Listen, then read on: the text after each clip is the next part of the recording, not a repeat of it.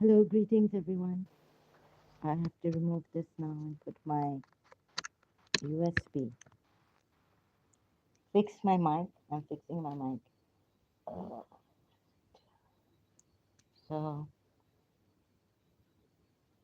USB mic because I heard my previous live stream and saw that greetings, saw that I was listening to it and there was this sound hissing, static. There was this sound in the background, whatever it was. So I'm going to also put my earplugs on here and do a little bit of what I the from the development further from the Quran ayats, Surah Tawbah at 204 and Surah Tawbah at 205.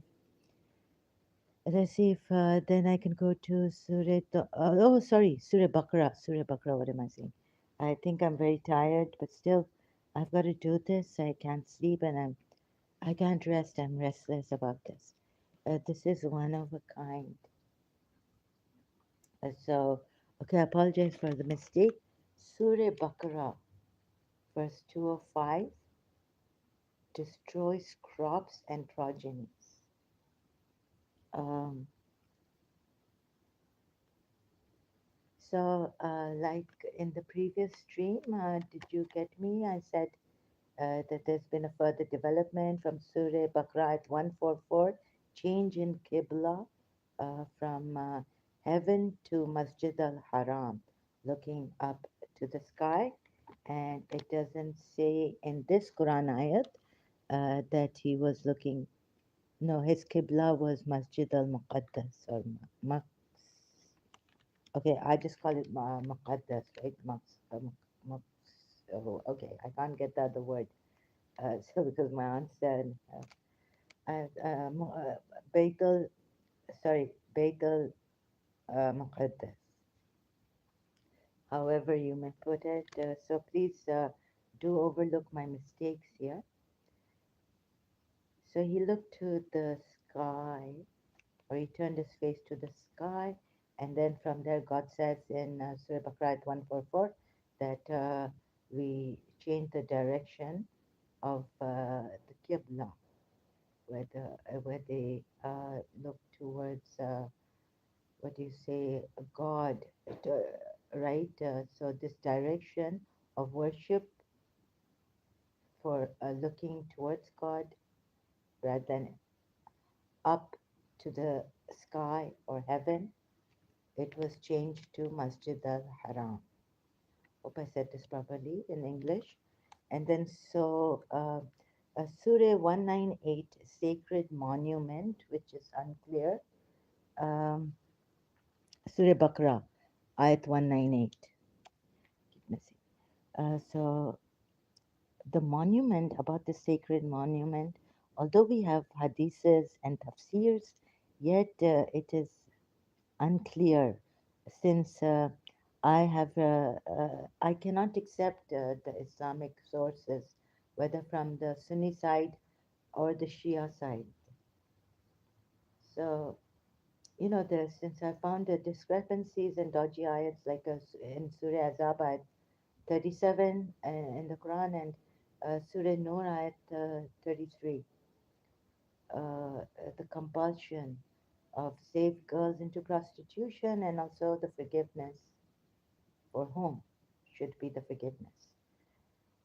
So then I found Shias and uh, Islamic sources lacking in proper proof and all this. And then I heard about the Bani Qurayza tribe being wiped out um, from this Ghalib Kamal's channel video, live stream. Or no, I looked at it later on. I was not there for the live stream, so whether it was a video uploaded, I did not pay attention. Okay, so it was on Bani Qurayza and the Bani Nadir tribe, and then in from ex-Muslim Zafar Heretic also I saw the videos, the Khilafat, something. the topic. I've forgotten the name, and about the Bani Qurayza tribe in detail and through Quran ayats they've given.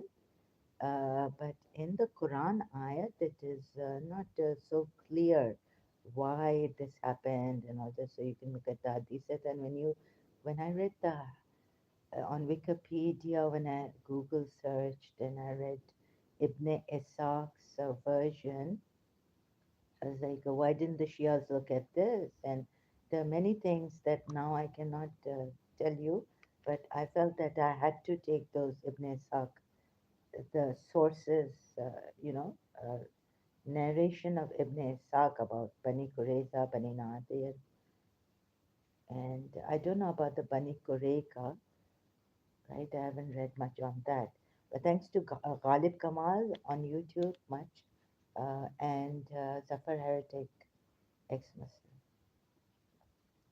Now, you see, he's wiped out tribes. And then when I went to Surah Ashur, ayats 2 and 5, I read. So these may be the Yathrib Jews, pagans, people of Yathrib, how shall I call them, who accepted Islam and then they split away. Shaku could mean splitting away.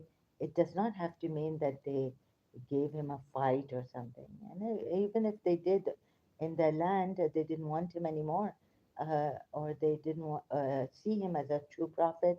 But we're told, the like the narration from the Muslim side doesn't, it's kind of, I've read my Shia book too, Al Kafi, I'll tell you, like some things the Imams say and all, it kind of doesn't fit in like a factual thing.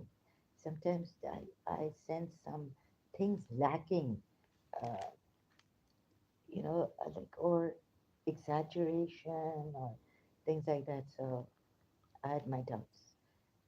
Reading Al-Kafi book also on intellect and Hayatul Qulub is not an authentic book from the Shia, but we do use that for research and all, purpose study purpose. But Al-Kafi is by Koleni. So that book has all the some of the or hadiths from our imams, Shia imams, 12 Shia imams, and then there are the Ismailis now. So when I went to Surah Hashar, saw that what is Allah has done, expelled the Yathrib Jews or Yathrib, people of Yathrib, whether they accepted Islam or not, whatever it was the case, there's not a justifiable reason for that. Doing that when there are ways where you can, leave.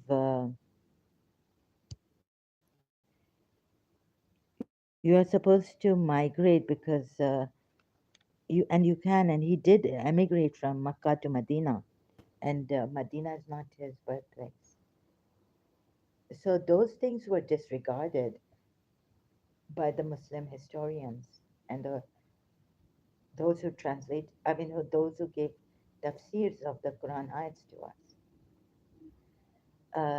Certain things were left out, and not, I don't see a full, complete, factual research on these ayats, and some of the ayats that I've seen and read the tafsir of, commentaries. So also the discrepancies in the Quran ayats. I found. Uh, so here back to Surah Hashar, ayat 2 and 5. Okay, there's not only the expulsion of the Yathrib people out of their land and city, but that God, we're told Allah cast terror into their hearts, and they themselves then broke their houses, and even the believers broke the people of Yathrib's houses. Breaking of houses doesn't really, you know, it's even if they attempted assassination on Prophet Muhammad, doesn't at all, it's not acceptable, this kind of punishment for them. You can leave that city if, but he didn't, Prophet Muhammad didn't. There's an ayat which says that It's in Surah Nisa, ayat, Surah Nisa, right? That when the angels come and take the souls of these people, they ask them, what was your position in land? They say that we were oppressed. Then the angels say that why didn't you leave? The earth of Allah is spacious, so now go to hell. Because because the whole explanation I can explain the Quran ayat, is that what it means, that when you have the spacious earth of Allah, even in your land, if you are um, kind of what do you call it, oppressed, you should leave, emigrate. You don't have to fight back at that time. You can leave. So I'm trying to find that ayat and tell them in another sentence. So the souls of anyways, you know about this ayat in my previous live streams. I've shown this ayat, right? So sorry, I can't remember the number of this ayat in Surah Nisa. And then, okay, back to this ayat. So I couldn't find it acceptable. No way is it acceptable, no matter what they tell me, and cutting down of trees. Surprisingly, as I was saying, these Islam says that Muslims, prophets were all Muslims, and that the Islam is great because this is not isms, and these are not tribal things, but not belief in even prophets. As Allah or something. Anyways, how to put it? But this is like the vastness of Islam, that the prophets, and you should not put isms or Muhammadans or uh, you know Isa, people of Isa, but you should say that they are Muslims, and that's a great thing to do. Whereas Allah Himself says that there are ayats that say that the God of Aaron, Musa, Jacob, Abraham, and all this. So there's this this God who is known as the God of prophets themselves, taking their names. So I don't think there's anything wrong in that if you call yourselves Muhammadan or if you call yourselves Husseini Shias or Ali's Shias. And then Abraham is a Shia of a group from the group of Nuh, not Allah. In Surah Safat ayat, there is number I forgot. So like that, going on and searching, and then I found the monument, sacred monument, right? Surah Bakra, same ayat. And now where's Surah Bakra again? And here, so here is Surah Bakra.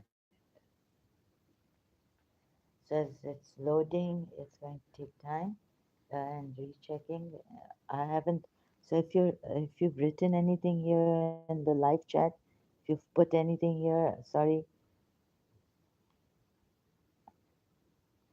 I and thank you for being here.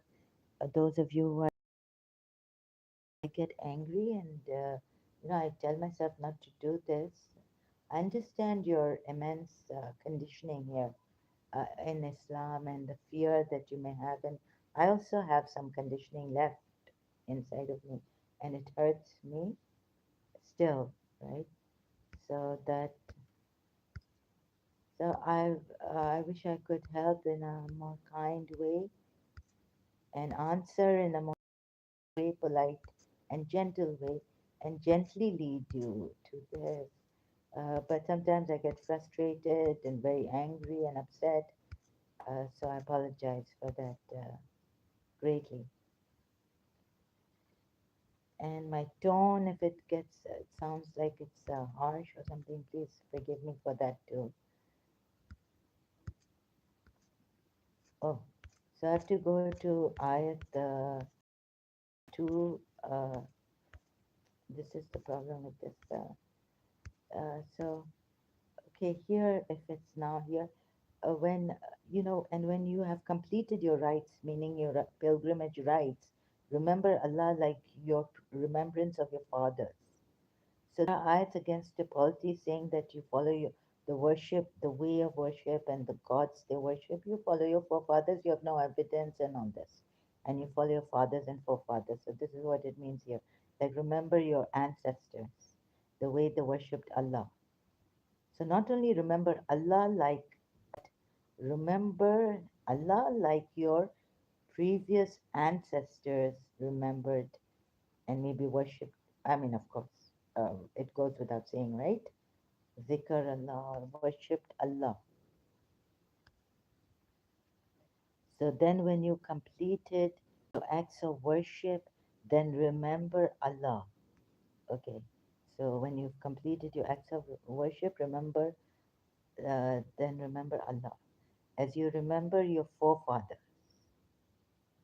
Oh, here it means as you remember your forefathers. But the translations are kind of different, so I have to correct myself here. This is the problem.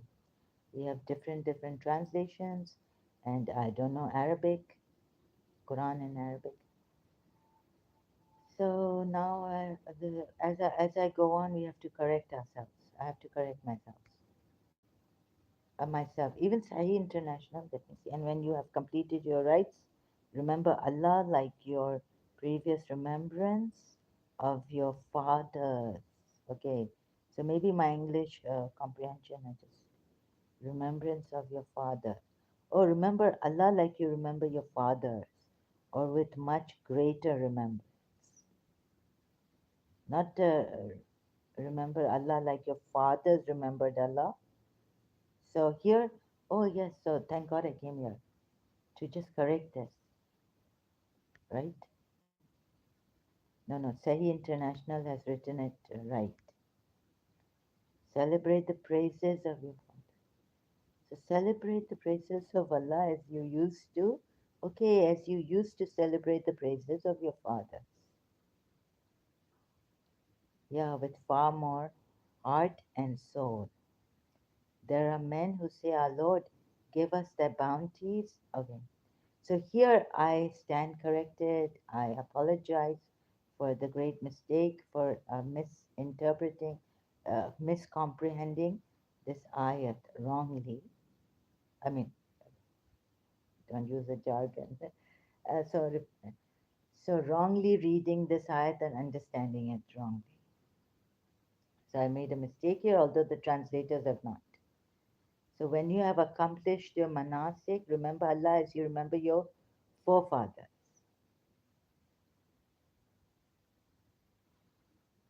There's one translation that could be a little bit, I don't know, remember Allah as you remember your forefathers, or with a far more remembrance.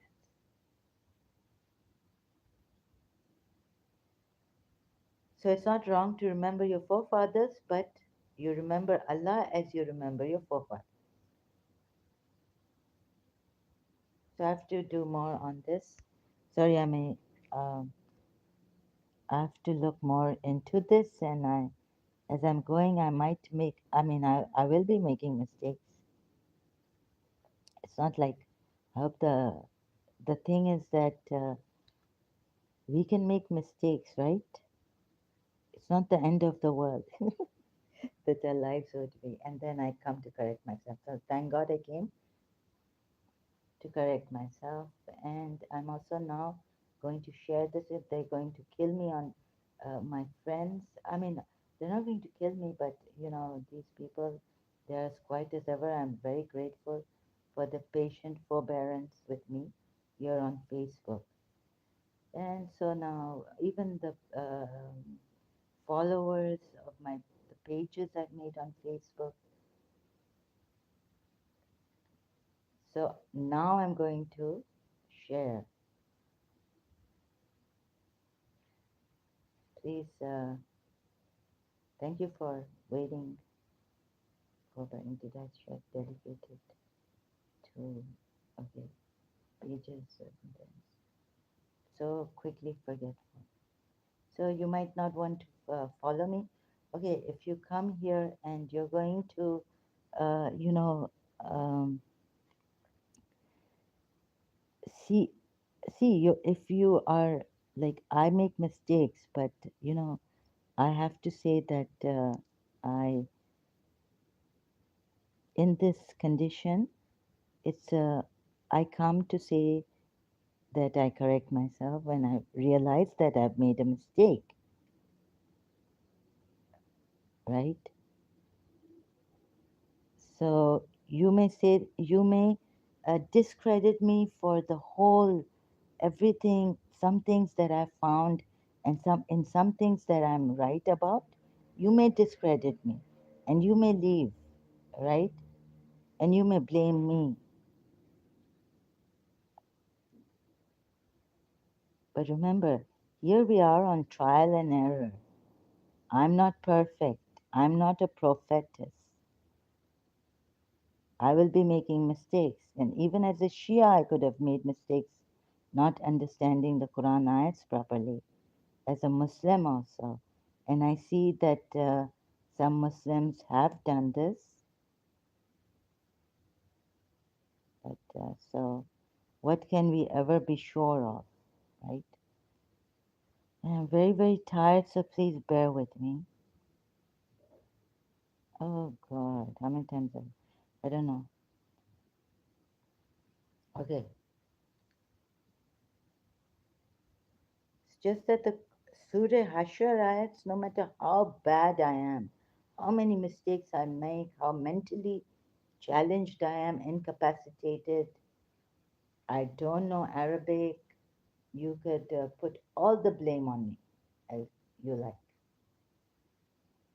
But as a Shia also, uh, I would not have accepted it. Reading it as a Muslim, I'm a different kind of Muslim maybe, and I would not have accepted Allah casting terror in their hearts. Knowing that now what has happened, reading the Quran without knowing the background, without knowing Bani Qurayza tribe, without knowing what are the um, what side is this of Ibn Ishaq's narration, right? What he did from the Umayyad side, it's come, or from whichever side it has come, from the enemy of Islam side, it may have come. But I had to read it as a Shia.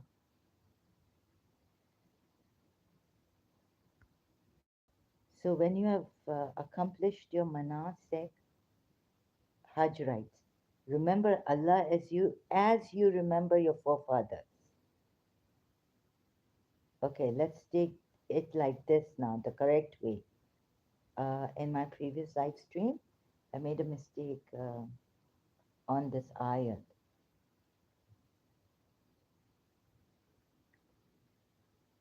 So, what is the title? I'm trying. All prophets were Muslims, therefore Islam is true religion.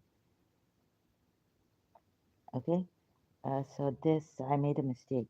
But now you can remember Allah as you remember your forefathers, not as your forefathers remembered Allah, like I said in my previous, as you used to celebrate the praises of your fathers. Now it's okay. See how I've made a mistake and how it, it was completely different for me. And when you in this part, like your previous remembrance of your fathers. So I made a mistake not seeing it. So I'm going to be slow now,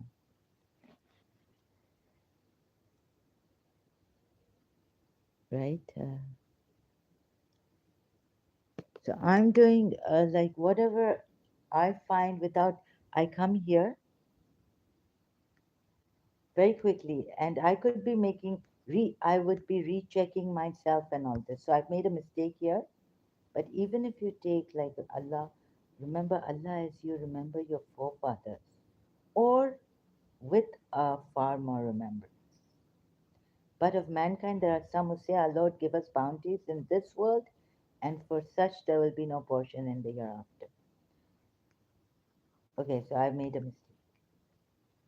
So you'll be disgusted, you want to leave, because already there are Muslims who came here the Muslims who came here told me that I don't know Arabic, and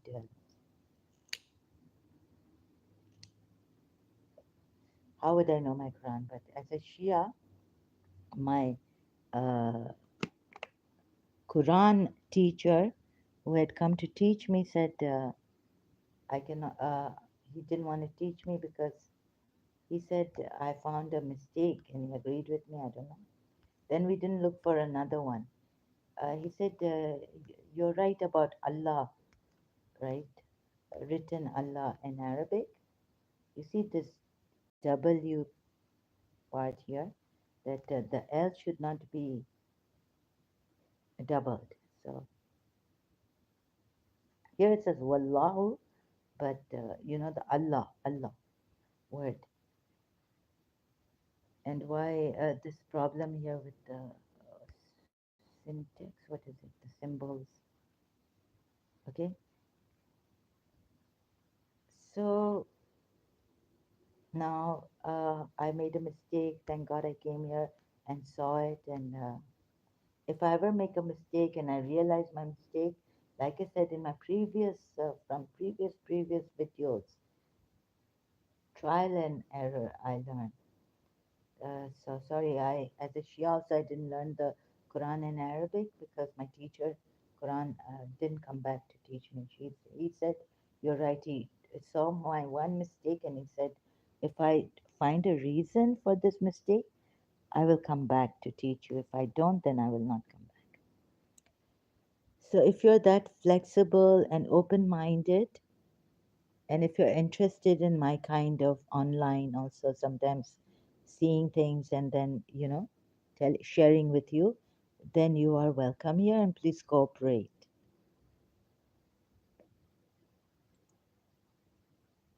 So you see, this is very scary, like, for me. A person might not know I'm looking, like, I had concentration problems. I never thought that I would have concentration problems in my life, uh, in O levels, you know. So the the books, the Quran, that I might not be able to take the word of God like it is conveyed to me, and we would need a proper guide with us, like the Shia say, imams, to sit and they all the time then have to be there. It's not like you just interpret it.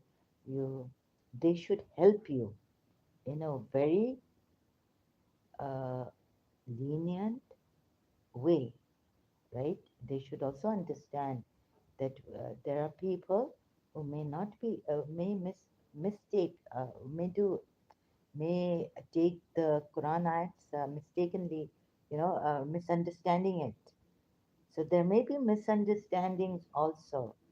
And you see, this was a sincere misunderstanding. So that's why these kind of things make me think that Allah should have made it easy. Like He says in Surah Allah, we will make it easy for you, the easy way. Like I had problems now in that depression. I was in some depression in my life. So I had problems studying after leaving my school and all that, right? Adjustment problems, new the local school from Karachi American School and all that. So don't you think like these kind of things make me also? So this point comes in, a new point has come in, that we might misunderstand the Quran ayats, and so should we be punished if we sincerely misunderstand them, or should like there should be no punishment for that? But Allah should have made it very clear. So I think that's why I would. This has not. I realize that now this has not come on my heart, and it is a Quran that was sent on.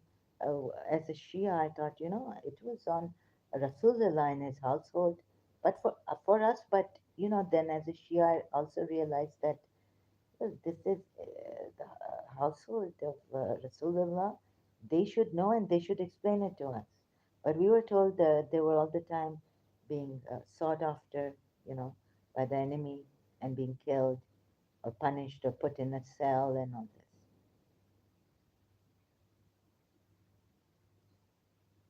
And then there's a one thing that the Quran's on the other side, Umayyad side, is that there's a hadith or something.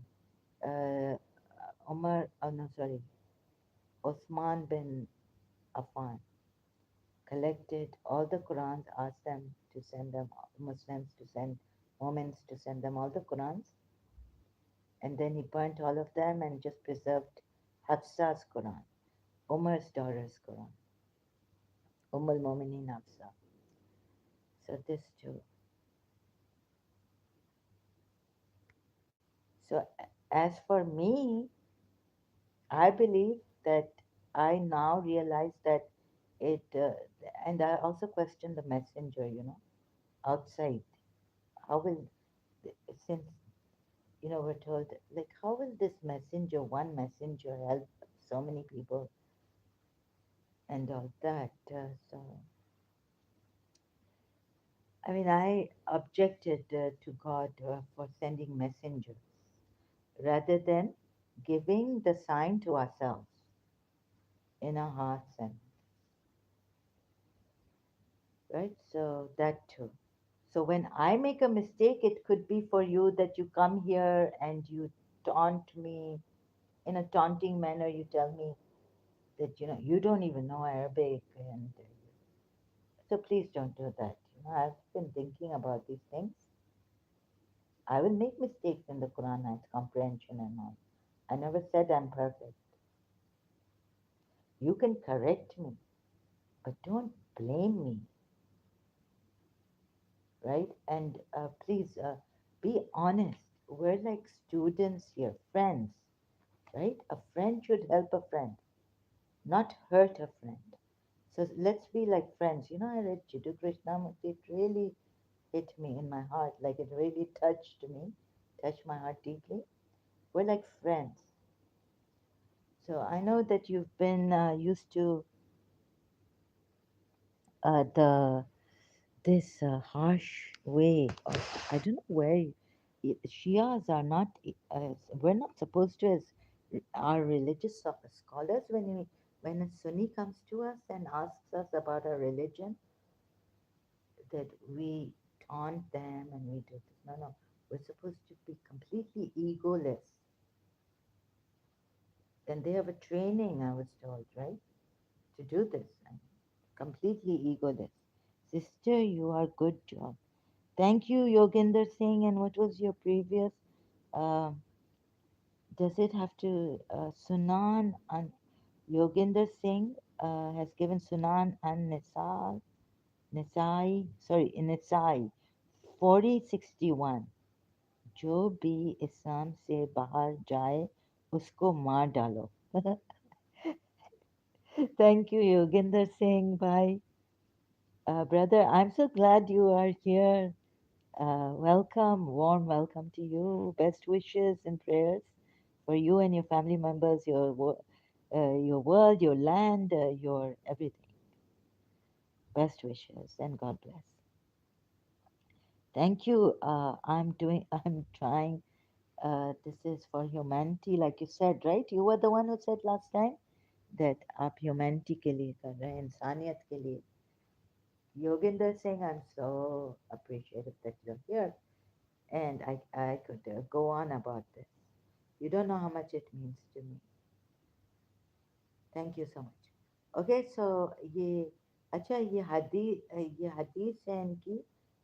This is from the Muslim sources. Non-Shias should also have a look at this, but then the Imams have decided what they have decided for us. This is from the Sunni side, and the Shias have already decided. Their fate has been decided through the Imams and how they interpret, how Rasulullah's family interprets the Quran. Since it is this household that the Quran came, prophethood also was given to this household. and his daughter Fatima Zahra, Imam Ali, and all right. So हाँ तो ये सुन्नी हदीसों में भी है हाँ but some Sunni I don't know the Maliki school of thought or what it is that क्या है उनमें क्या है what is in the Shafi or सब में यानी all this they agree that whoever leaves Islam, let me translate this by Yogendra Singh, uh, he will be, you should kill them. Whoever leaves Islam, kill them. You should kill them. उसको मार डालो. अच्छा ये मैं check नहीं कर सकती हूँ भाई. I cannot check it, brother. But because I'm now here on Surah Baqarah ayat yala 2 4 देखें आप तो इसने जो रसूलुल्लाह ने जो इनके फादर इनके अल्लाह ने जो सूरह हशर में नशर किया है और बिलीवर्स को भी टेररिस्ट बना दिया और ये कुछ एक्सेप्ट नहीं कर रहे हैं कि ये टेररिज्म है. अब मैंने इतना बोला कि निकल भी सकते थे. इनकी सिटी ऑफ बर्थ नहीं थी. आप जरूरी नहीं अपना रिलीजन फोर्स करें. अगर वो सपोज मुस्लिम्स भी हो गए थे बट देन दे स्प्लिट. देखिए मैंने सूर्य फत की आयत से दिखाया कि वो हिपोक्रेट्स नहीं थे. अगर वो नहीं चाह रहे हैं रसूलुल्लाह को हेल्प करना शायद उन्होंने रियलाइज किया कि ट्रू प्रॉफिट नहीं है. लेकिन खैर ऐसे नहीं जा सकते ना तो दूसरी तरफ से जाते हैं. मैंने ले लिया कि ये मुनाफिक नहीं थे. सूरह मुनाफिकून से दिखाया और एक दूसरी सूरह मुझे मिली आयत मिली सूरह में दूसरी सूरह में कि जो भी आए आपके पास आपको ये लोग आए हिपोक्रेट्स भी आए और आपसे फॉरगिवनेस मांगे तो उनको फॉरगिव कर रहे हैं. ये है योगिंदर सिंह. उनको माफ़ करें. हिपोक्रेट्स भी अगर आए दूसरी भी आयत है. तो ये मैंने पूरा वो करके बताया था. सूरह फत की आयत लेके बदू एंड जूस के अगेंस्ट. तो उनको तो कहा है कि वॉर होगा और ये ना कि आप लोग you will meet such a army mighty army and then maybe they will submit to you and then ask forgiveness. और फिर ऐसा कभी नहीं करें कि रसुल्ला को यानी मदद नहीं करें पूरी आयत देख के ना. और कि आप कहें कि मेरे property I am busy with my property and my family so please ask forgiveness for me. तो ये तो यानी पुश करता है इतना. गॉड इज इनका पुश करने लगा. His God started to push people into believing, and they were not Muslims. They were not even Mormon anymore because you have to obey every word of his. Prophet Muhammad's, not only Allah's. And it's the same thing. Only that Allah is the creator and there's only one Allah, and the polytheists worship many gods, and it's not right. It's nijjas. They're unforgivable. Idolaters are unforgivable. अभी इधर trying to work this out because सूर्य हशर की आयत में जो इसने इनके अल्लाह ने नशर किया है गौर करें. End of the people is he who speech pleases you in worldly life. ठीक है. तो ये तो आकबत की here after he loves here after and all this and this worldly life is just a test and trial and your children are just a test also of fitna and family members. But if they harm you, be like forgive them. There's an ayat there also in the Quran. And he calls Allah he. Okay, here not that Allah he knows. No, no, that Allah knows what is in his heart. There's an ayat like this also, right? If I'm not mistaken. But he calls Allah to witness. अब इसका Arabic देखेंगे in English. And he calls to witness Allah on what is in his heart. ये अल्लाह को call witness कर रहा है, अल्लाह को शाहिद कर रहा है, Shahid, right? Calls Allah to witness what is in his heart, and he is the most quarrelsome of opponents. तो ये जो भी थे अब through the tafsirs and all, who was he, right? But seems like it's Muhammad, the messenger. Footnote देखें.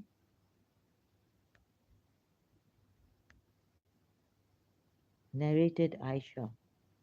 The Prophet said the most hated person to Allah is the one who is most quarrelsome of the opponents. Sahih al-Bukhari, Volume 3, Hadith number 637. Narrated Abu Umama.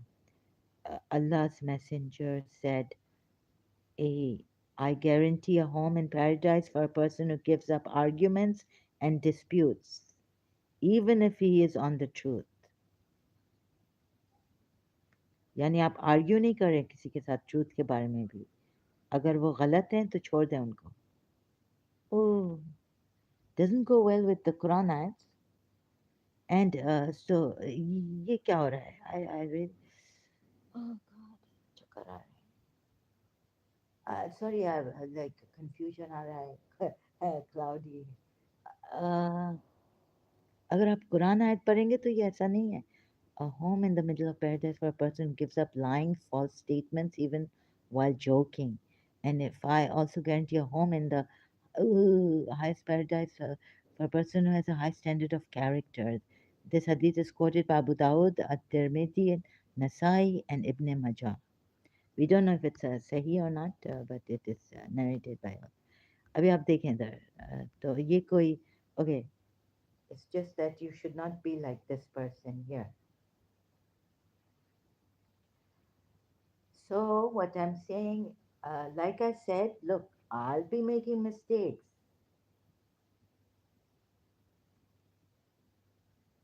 So, there is a conflict in Shia and Sunni, whatever I've been saying, right? Eminent religious scholars, Sunni, eminent religious scholars, Shia. Who is right and who is wrong? तो ये मैंने तो बहुत पहले कह दिया कि I thought, फिर भी मुझे डर तो लगता है, like what if this religion is true? But I had thought that या अल्लाह आप क्यों हर एक को दे दें दिल में अपने, फिर आप कहें कि मैंने तुम लोगों को दिल में दिया है, आपने क्यों अंदर नहीं अपने आप में देखा. Why did you not see, search for me the truth, and like that, right? And then the messenger is there just to guide, give you guidelines. तो हम समझते थे कि ये इतना केयर करता है हमारे लिए कि ये क्या मौत, बट लाइक एम्ब्रेस तो कभी करे ना, in a gentle manner, lead us to the light, to the truth, and all this. But honey, I can't finish my argument. Sorry, it's not an argument. It's my what I was saying right now. तो मुझे तो नहीं लगता कि ऐसे messengers होना चाहिए जो बस अब ये कहते हैं ये लास्ट, ओ इट्स डिबेटेबल, ये लास्ट मैसेंजर है और वार्निंग्स कब से मिल रहे हैं, पीपल आर नॉट कमिंग. तो मैंने कहा अल्लाह, जस्ट लाइक अब जैसे ये गुरु है ना, जितना अच्छा है तो हम समझते हैं ये गुरु क्या केयर नहीं करते हमारे ईयर आफ्टर के लिए. Of course life year and the year after, तो उन्होंने अपने भी तो सेक्रीफाइसेस किए हैं और सब कुछ हमें गाइड करने के लिए, राइट. हाँ सलाहुद्दीन, सलाम, इंशाल्लाह you are fine. Hello Salahuddin, वालेकुम अस्सलाम वरहमतुल्लाहि वबरकातुह. I'm okay. Thank you for your good wishes, inshallah. So, what would you like to say, Salahuddin? Welcome. I apologize greatly you know, from my side, I got angry and all this upset. You also please, can you cooperate with me because I make mistakes and all this. But I understand your conditioning. But you have to understand that I'm also frustrated, and like I feel like I cannot say distressed and all, frustrated, distressed. And long time ago, I felt that we'll be making mistakes like this. Like I just corrected myself. I just in my previous live stream made a mistake on Surah, the same surah, but Surah Bakra, but which ayat was it now? 200. 200. So, can't God, isn't there something better in a way that God would make it easy for us, the easy way, Surah Alam? So we wouldn't make mistakes in this. Sincere people wanting to know the truth, sincerely wanting to, we'll give everything up if we can, if we have that discipline and even the discipline, like can you make it easy for us, so the way we can discipline ourselves and then okay, just listening to my voice here, it's coming. The way we can discipline ourselves is that we can then not go after materialistic values and remember Allah and the religion and all this and obey Allah and the messenger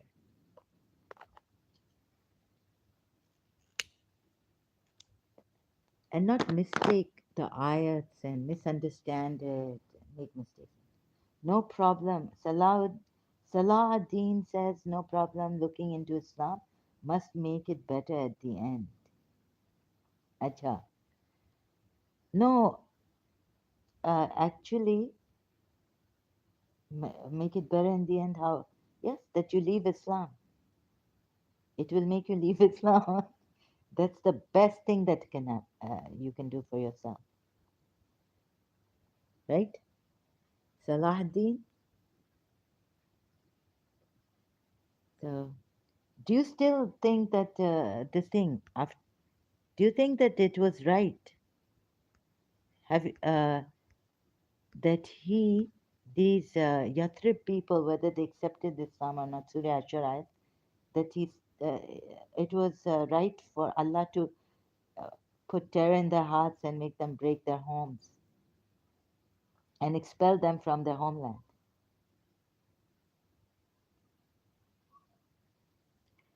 You said it was justifiable. No, Salah ad-Din, you see, there are many who have mistakes. I've been told that in madrasas they punish the children for making mistake and just mispronouncing a word. Is that true of the Quran? They punish children. Now, have you been able to save them? Have you been able to go to that madrasa and say, no, don't do it? Did your prophet come in that dream and say, don't, no, no, my Allah hates zulm in the least bit. So don't punish these children.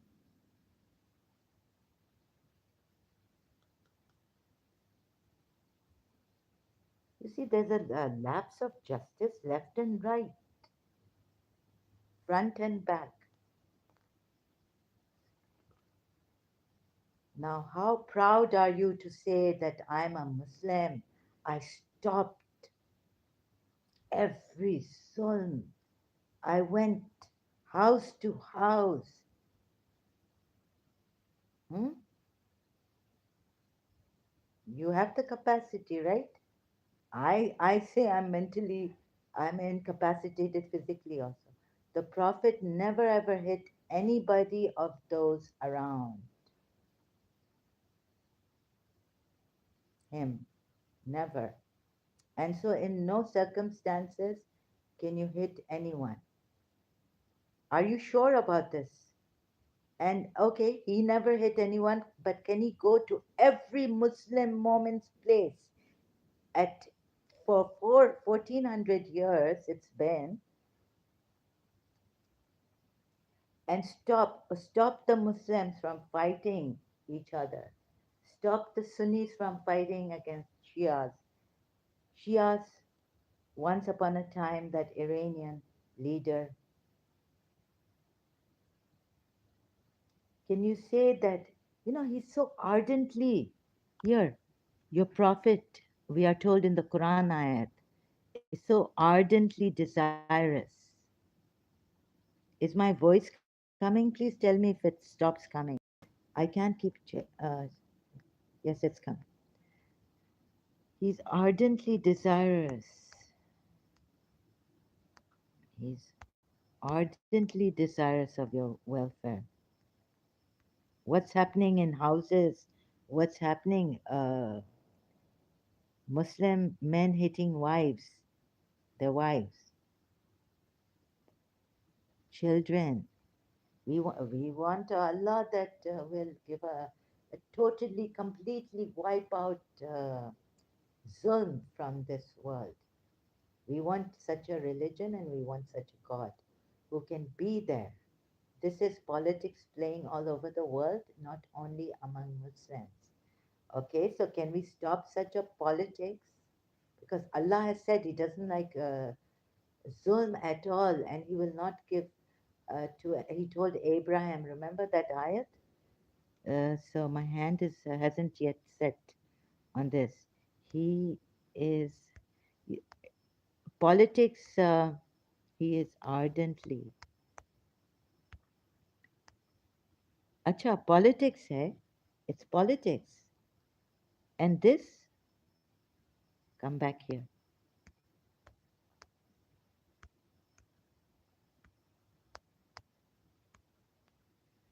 You said they took. Okay. So they were expelled from their land.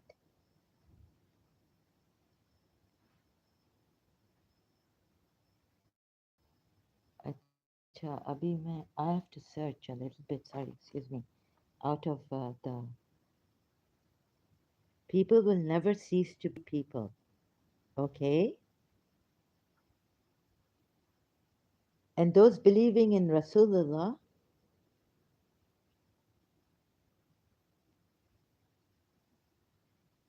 right?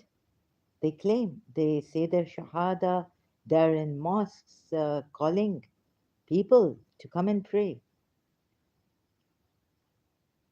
Why aren't you raising a voice against them? And this prophet would allow opponents, like anyone against him, it's okay, against his religion, right? And an attempt on his life, even, he can, like he migrated from Makkah. Where are we told in the Quran ayah? And in Surah Mumtahana, we are told if someone doesn't expel you and your believers, leave them alone, don't hurt them a little bit, right? Have you, so if this you, what you call politics, that they're using religion, exploiting religion, yes, yes. You're right, there are people who exploit religion in the name of Allah and in the name of Prophet Muhammad, giving shahada and all this, playing around.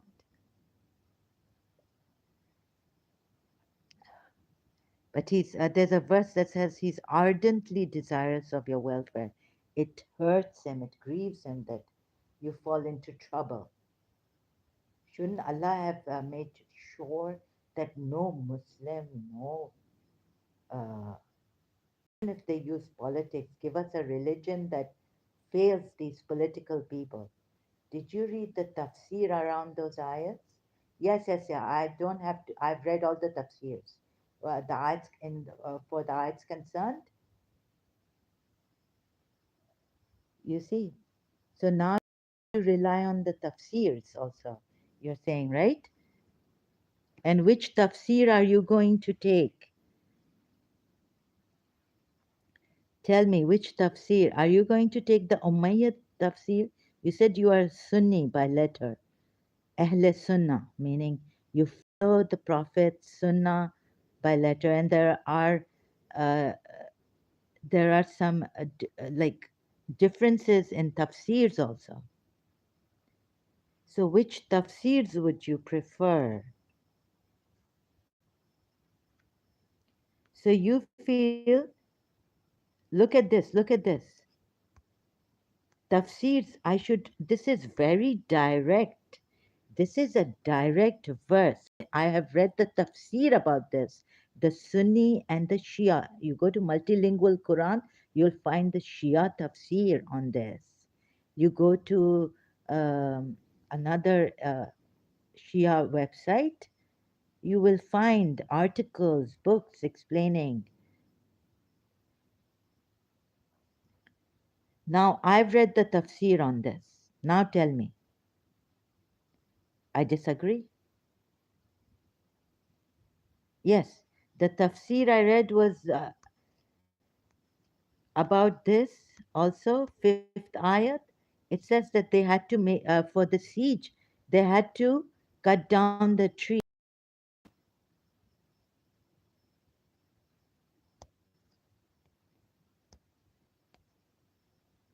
Whatever you have cut down of the palm trees. Were you here when I read the tafsir of it? You weren't here. You see, you're asking me now whether I read the tafsir, but you weren't here. Footnote. Have you read the tafsir of Ibn Ishaq? Narration, what happened, what he did to Huway and the Bani Qurayza. I don't know, sorry, I don't know how to put it to you here about this.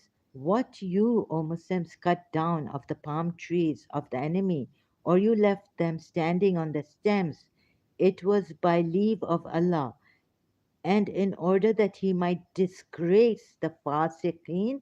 Then I explained what the fasiqeen are. Even the believers can turn out to be fasiqeen if they take their something, Surah Nisa, was it? Ayat 50, what? Who are the fasiqeen? And what is the split here? Split from Prophet Muhammad. What if you split away from Prophet Muhammad and his Allah? After having accepted Islam, you realize he's not a true prophet and you split away.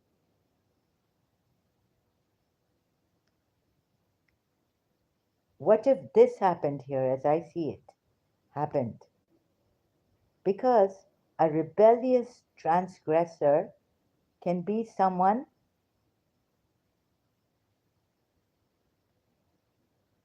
who is a believer. And what were the two ayats there? Because I'm not on this topic right now and I'm very forgetful. My memory is terrible. So please give me time. And now I'm a little bit weak here. So where is it? Surah. Let me just check, right? Uh, my mind is kind of. Uh, who are the Fasikin? Who are the Fasikin? There was a development in Surah Tawbah at who are the Fasikin?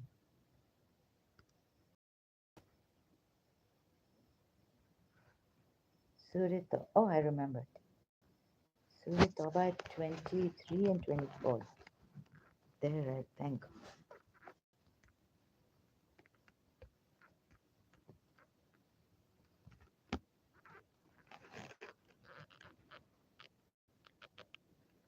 Oh, you who have believed, do not take your fathers or your brothers as allies if they have preferred disbelief over belief. Only on this. Only on this, Saladin. You don't need a tafsir on this, do you? And whoever does so among you, then it is those who are the zalimun or zalimeen.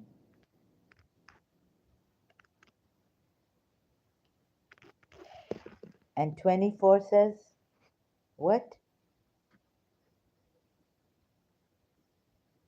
Do you see this? Surah Tawbah at 23.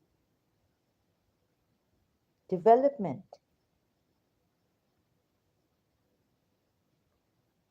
On this zalim, who are the zalim? O you who have believed, O mu'mineen, do not iman, right? O people who have faith, do not take your fathers or your brothers as allies, friends,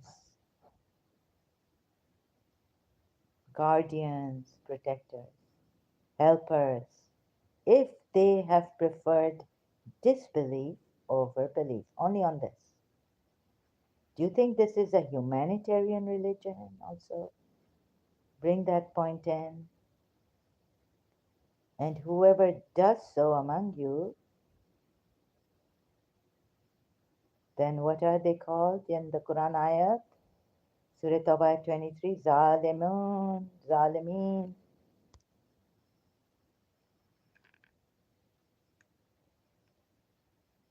What is a zalim? Wrongdoer.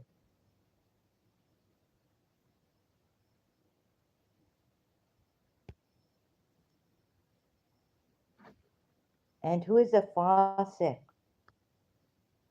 Surah Tawbah ayat.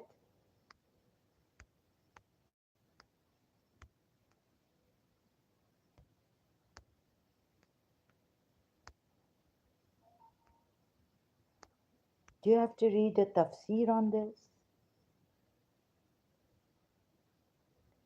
Say, O Prophet, if your parents and children and siblings and spouses and extended family and the wealth you have acquired and the trade you fear will decline and the homes you cherish, if all these are more beloved to you than Allah and His Messenger and struggling in His way, then wait until Allah brings about a command.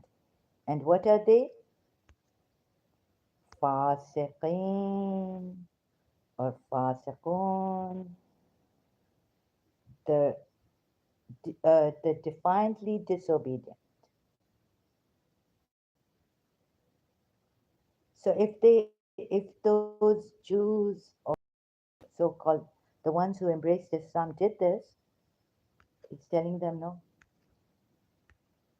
then you can cut down their trees. Hello, Rock, welcome back. Hope you're great. You see, Salahuddin, defiantly disobedient people. And Allah does not guide, meaning they are the defiantly disobedient people. I'm fine, thank you, sir. Rock. Please call me sister, not ma'am.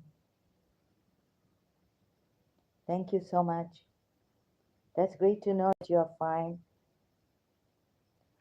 Tell me now, tell me, Salahuddin, you can cut down their trees to disgrace them. Because what these, we don't know what exactly, but these could have done, I'm saying could have done, in Surah Hashar, the people of Yathrib.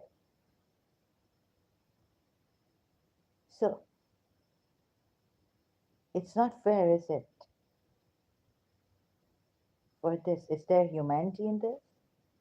Your fathers, your brothers, your wives, your relatives, wealth which you have obtained, commerce wherein you fear decline, and dwellings which you are pleased, are more beloved to you than Allah, and not only than Allah, but and His Messenger, and jihad, striving in His cause, then wait until Allah executes His command. And Allah does not guide the defiantly disobedient people. So it's not only taking them more beloved to Allah, but His Messenger,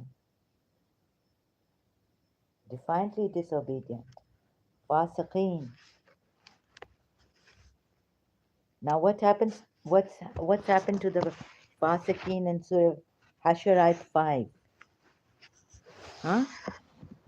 Do you think that is uh, justifiable to cut down the trees,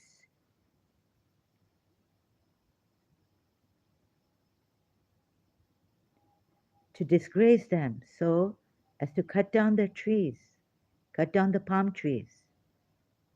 No, it isn't. Let me tell you, if no Muslim has told you, or you don't get it by reading the Quran ayats. Sorry, I don't know how else to put it, brother. Salahuddin, to you. Okay, then we go here and we see that a person has made a, what has he done? Here, he's made Allah a witness. If my sound goes, please let me know. This is anywhere in the world, cheaters, you mean, are punished. Huh? This punishment is, you cut down trees. Okay, let me show. Oh, sorry. Uh, do not harm. I thought even in war, Rasulullah said not to harm a tree. Have you read the tafsir then? Have you read the hadith on that? Not to harm, like, cut down tree.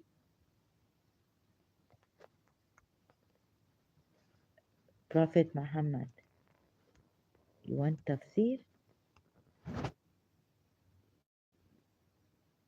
Why? Do not cut down trees. Do not destroy a building. Allah's messenger also said, do not kill a child, woman, aged person, sick person, or monk. Do not cut down fruit bearing trees. Ethics of War, the Prophet Muhammad, sunnah.com. Let's see. Okay, this I was reading from a website called Muhammad the Mercy the merciful.com. Huh?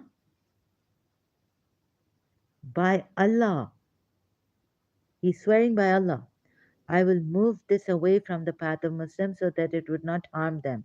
So he was admitted to paradise. A man passed by a branch of a tree on a road, so he said, by Allah, I will move this away from the path of Muslims so that it would not harm them. What happened then?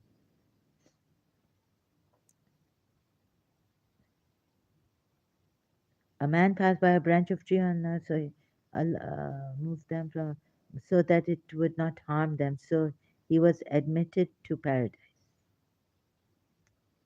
Abu Huraira reported that the Prophet said, I saw a man enjoying himself in paradise for cutting a tree that was in the middle of the road and harming Muslims.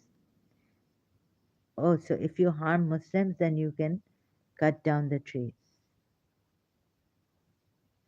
So this is Sahih authentic. Muslim with its two versions. It's got two versions here. The tree was in the way of Muslims, so you can cut them down. Oh my goodness. Hadithenc.com. I don't know the number or what, but virtues and manners, virtues, merits of good deeds. Oh my goodness.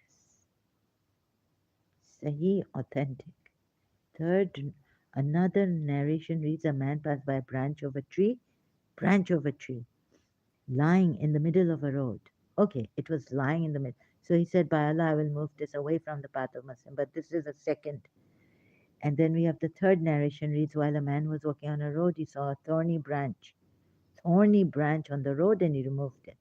So Allah was thankful to him, and he was granted him forgiveness,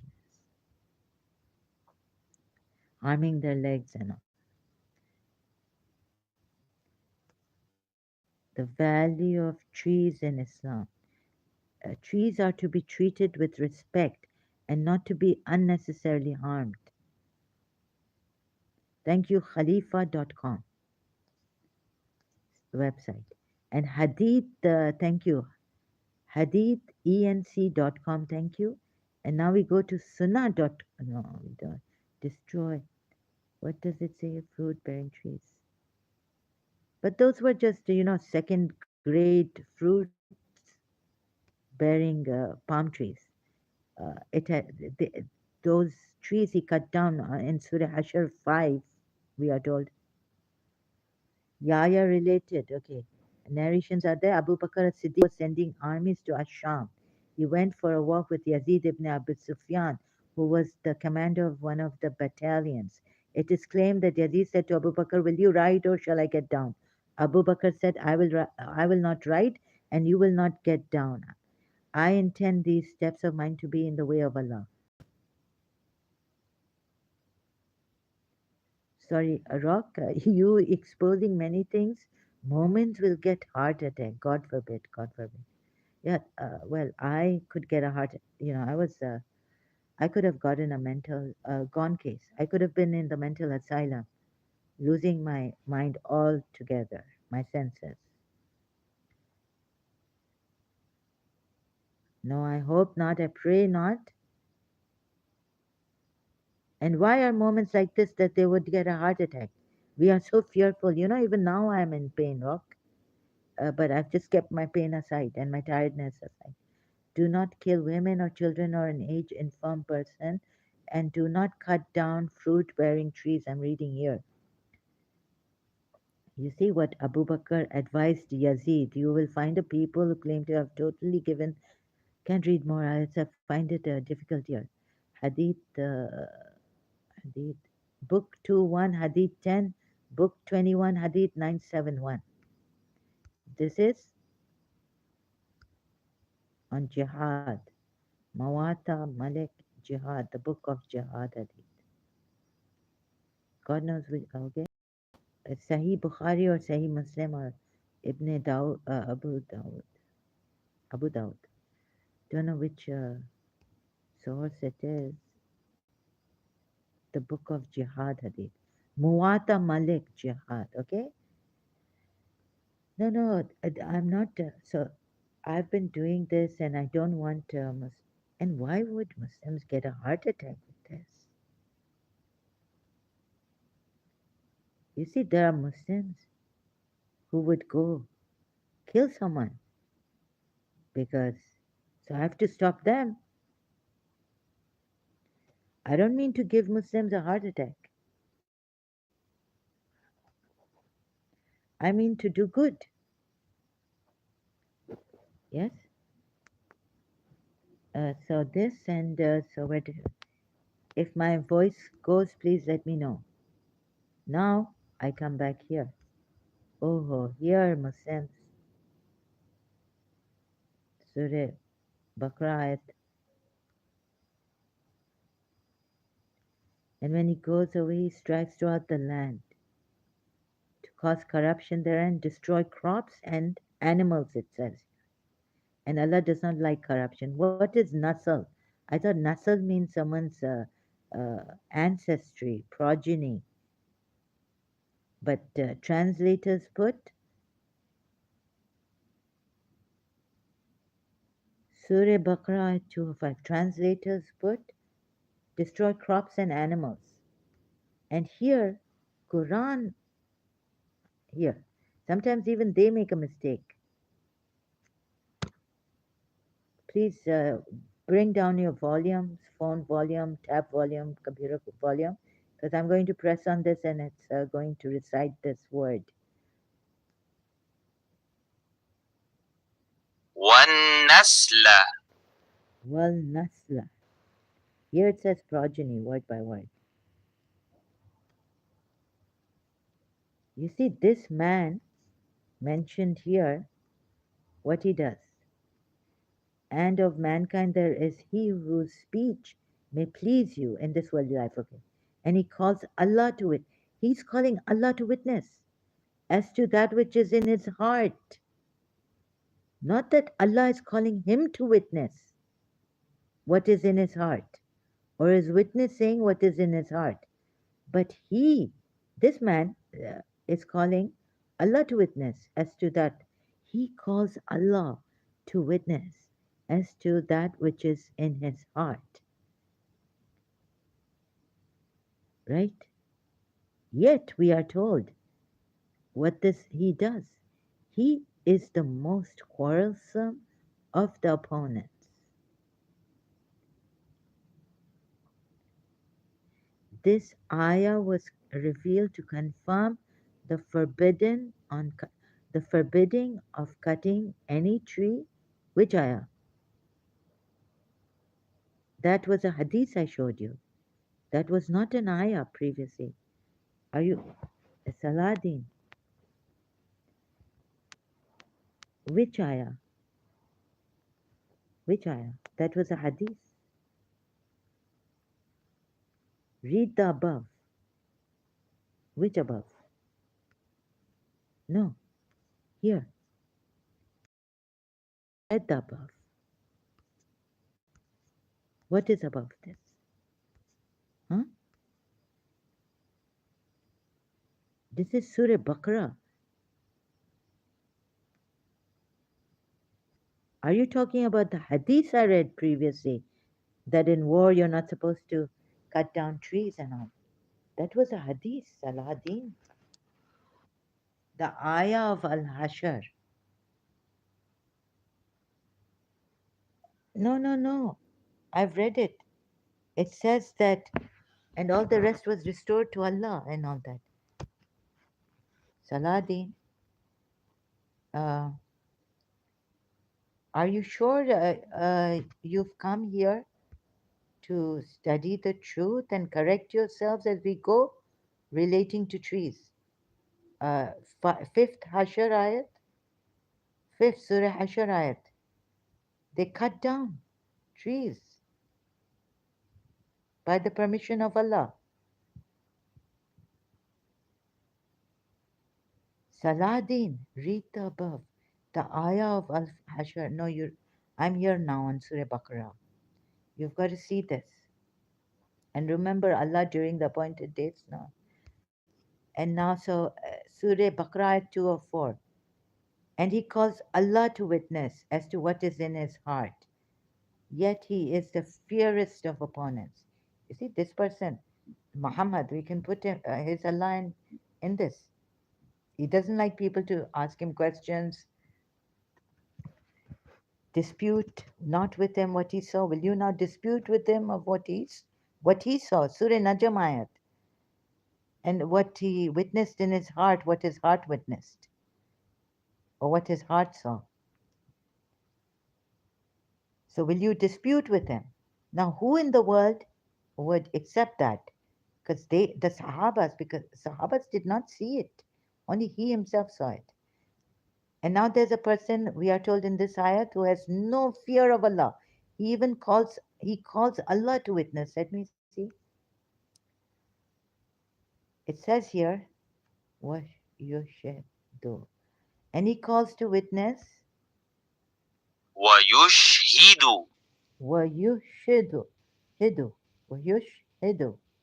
And he calls, Ashadun, he calls to witness Allah on what is in his heart. And he is the most quarrelsome opponent. I find Prophet Muhammad a dictator, a tyrant, a Surah Najm ayat. It's Allah who says, you know, won't, don't dispute with them. Will you dispute with them? What he saw, not what you saw. And he didn't even show you. His Allah has not shown you. It was revealed to confirm the Muslims who didn't cut and to absolve of sin those who cut ignorantly. Now you are putting your, where did you get this from? Please stick to the ayahs. Hello? Saladin, can you hear me? Yes, my voice is coming here. Hello, Salahuddin, yes? Salahuddin says hello. Can you please stick to the ayats as they are? Surah Hashar ayat 5 and Surah Hashar ayat 2. Rock says, yes, your voice is good. Thank you so much, Rock.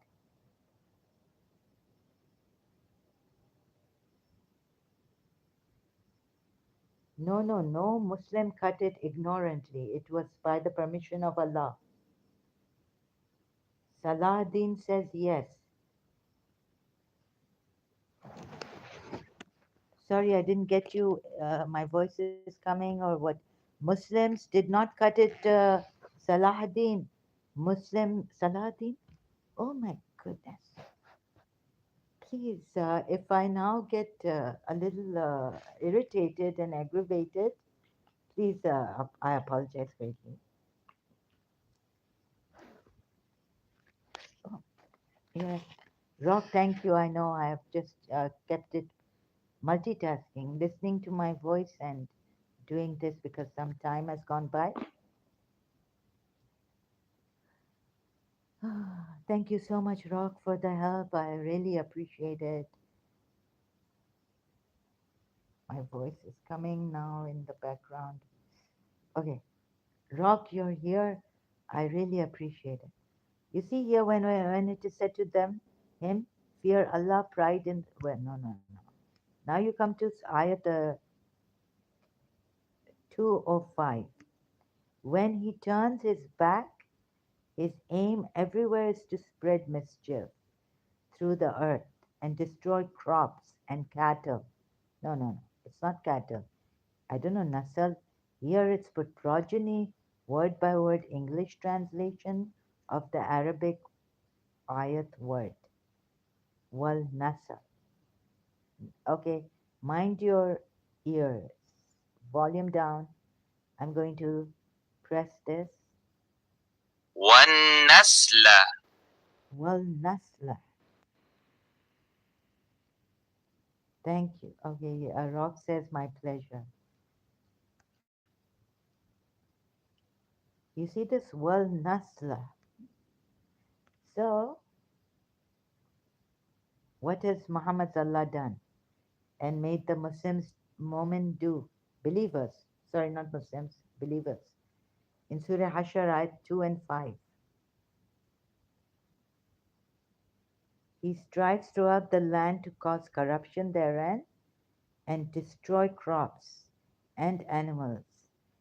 Oh no, Nasal, progeny. I would prefer this word by word right now. Progeny, not animals. Because you know why they put animals here? Cattle. Yusuf Ali translation. Sahih International, animals translation of this ayah. Muhammad Taqiyuddin al Hilali and Muhammad Mahsin Khan, cattle. Oh my God, what is it that the translators didn't want you to know? Go to Surah Hashar ayat 2 and 5.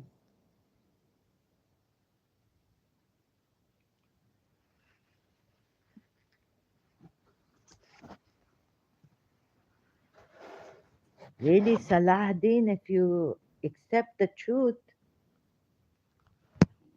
and start to be honest with yourself, honest, have no fear right now, like that security inside you.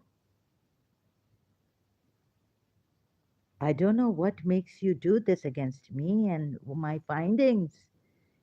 I have put blood and sweat in this. In this condition, I can't, I'm incapacitated. This was initially, and the Prophet stopped that. Read the tafsir.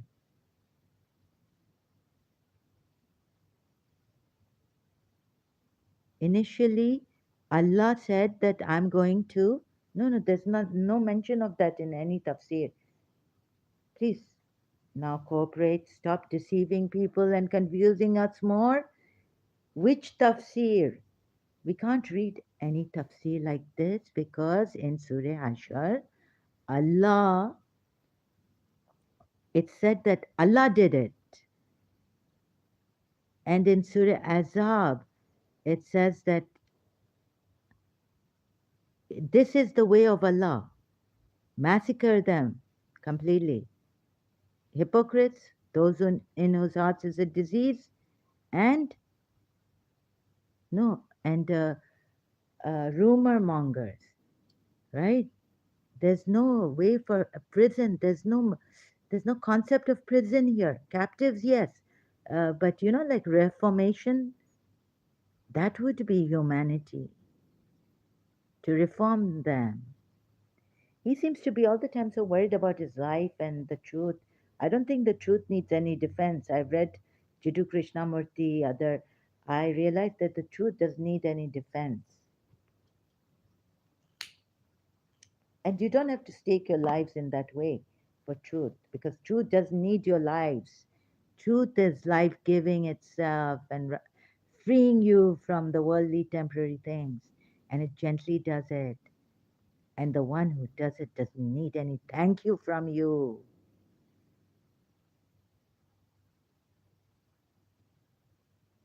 That is a great man. That man we can stand up and salute. That woman we can stand up and salute. Like the sun, we can say gives without wanting anything in return, not even a thanks.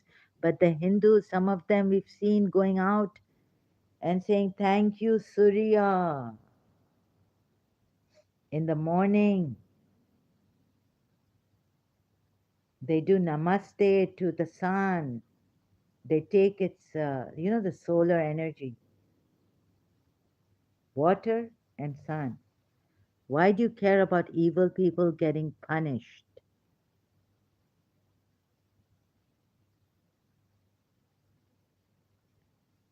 I care about how disgusting you are. You are you are a Muslim, or are you a covert narcissist?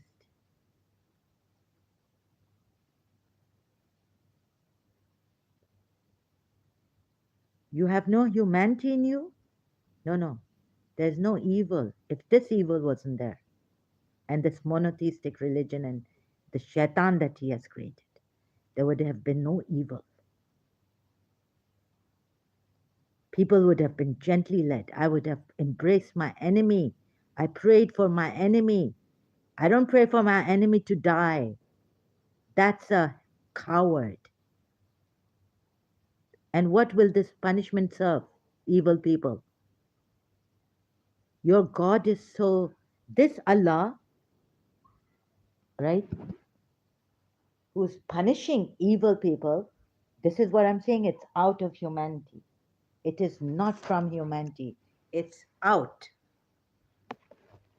You are evil yourself, and your Allah is evil. If you think punishing evil people will bring justice, this is revengeful. This punishment is not reformatory. It's revengeful, it's vindictive. And there's a word called vindictiveness.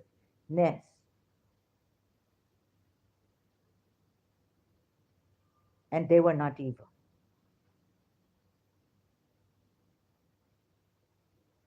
Your Allah's definition of evil, defiantly zalim, is I showed you in Surah Tawbah, ayat 23. Do you see the wrongdoers? Do you see how these are made evil people, wrongdoers? Since you aren't of them. What do you mean by this, Salahuddin? Where are you coming from and where are you going?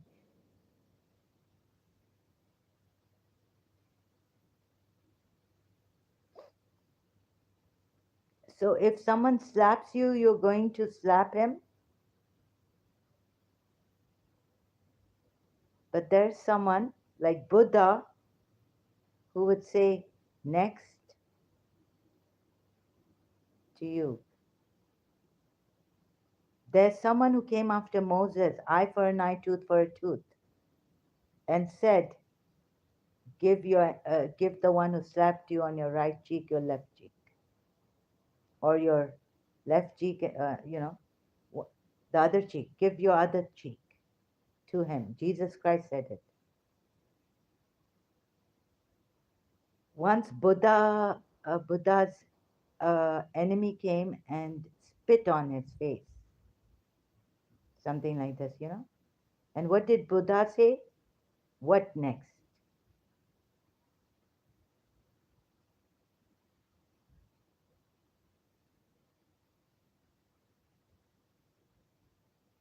Where are you, Saladin? From where are you coming from?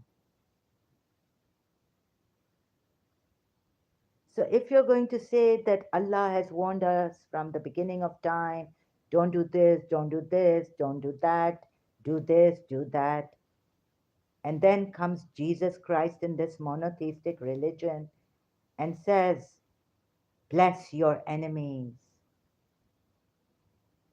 bless those that curse you. So, in your imaginary state, no, it's not an imaginary state. That state, utopia, you mean? The criminals do go away with their crimes. No, they don't. We put them in reformatory. We put them in a reformatory place.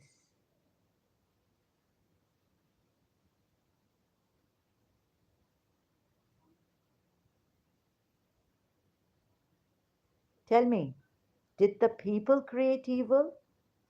What happened? How did Shaitan, Iblis become Shaitan? Was it the people's fault? Was it Hazrat Adam's fault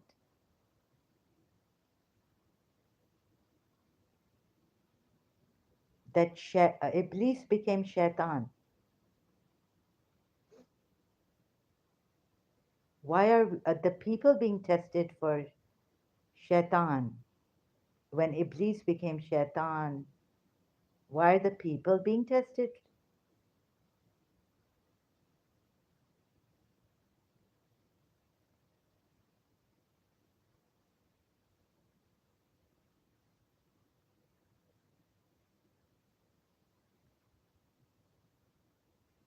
I believe in reformation, reformatory ways, not punishments. It becomes a vindication, a revenge, and it does no good to burn them in hell forever and ever.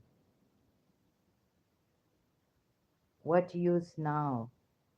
You know how long Allah waited to send Moses to Pharaoh? He gives respite. So why does he wait for so long to give respite? You know how many slaves and what they had to pick up and what they had to go through. So by giving, why does Allah give respite to the enemy also? Surah Taha. Ayats are there. Why does Allah allow criminals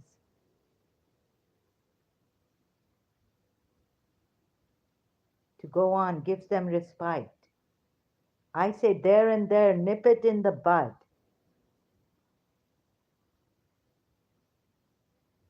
Waiting for years and years of slavery, years and years of oppression. Generations came and went during Pharaoh's time.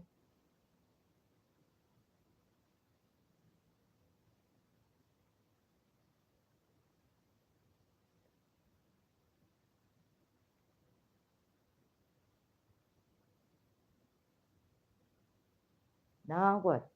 Please tell me now what? Where will you be coming from? Salahuddin? Really saddened to see where you're coming from.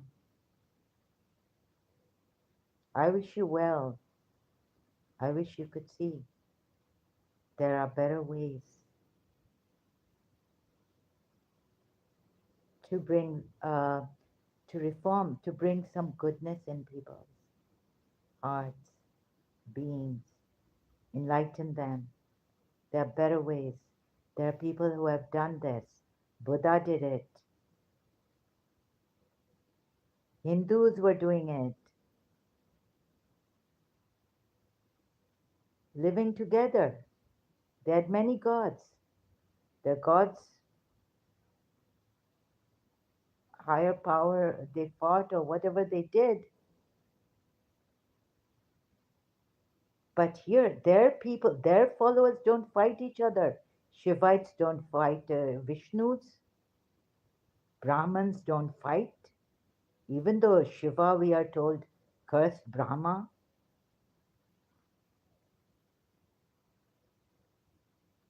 You see, truth doesn't need defense, doesn't need your life to be given. It will give you life.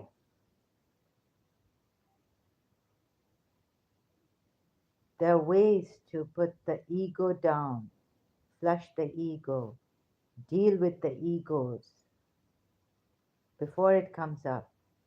We can sit peacefully. If you want, come, we will sit and talk. But if you don't want to come, your life, like Sadhguru said, life will correct you. There is a concept of reincarnation.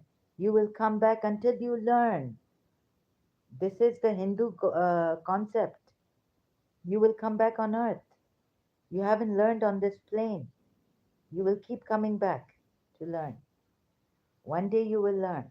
That's the Reformation thing. Isn't that God more merciful? Merciful? Forget more. I mean, but more than this Allah. And even though we have so many punishments and all this, don't tell me that the Muslim believers don't. There are many who have exploited this religion, even in Pakistan, we have seen. In other countries, we have seen Muslims exploiting Islam for their own purpose. You just said it's politics.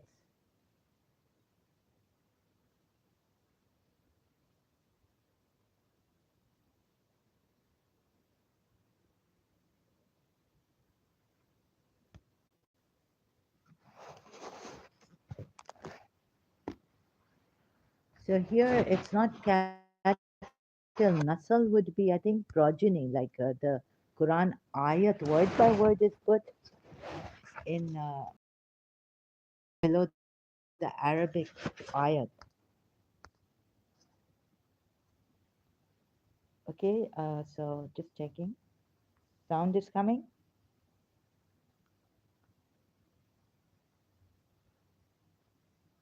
We are taking in the level of states. We are taught,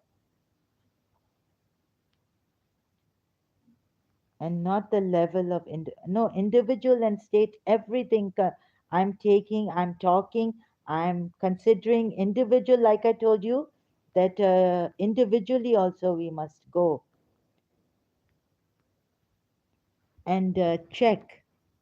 Someone could be crying out there, human rights watch, stop, console. If we can't do anything, do something in your position, your condition. We need to do it. Individual and state collectively in every way. I am talking like that. I don't know who we are talking, who you are blaming. Salahuddin, I don't know where you're coming from. And now I would say that this is harassment and you don't want to see the truth. So when I come to a conclusion against you, you're unnecessary. Now you've been, you have, I've told you, I've seen you now. And I don't get you. You're going to make me go mentally completely lose it or want to commit suicide. But just one person like you who could have such a negative effect on my life right now. I don't know how many Muslims you represent who think like you. This is a cause of great distress for me.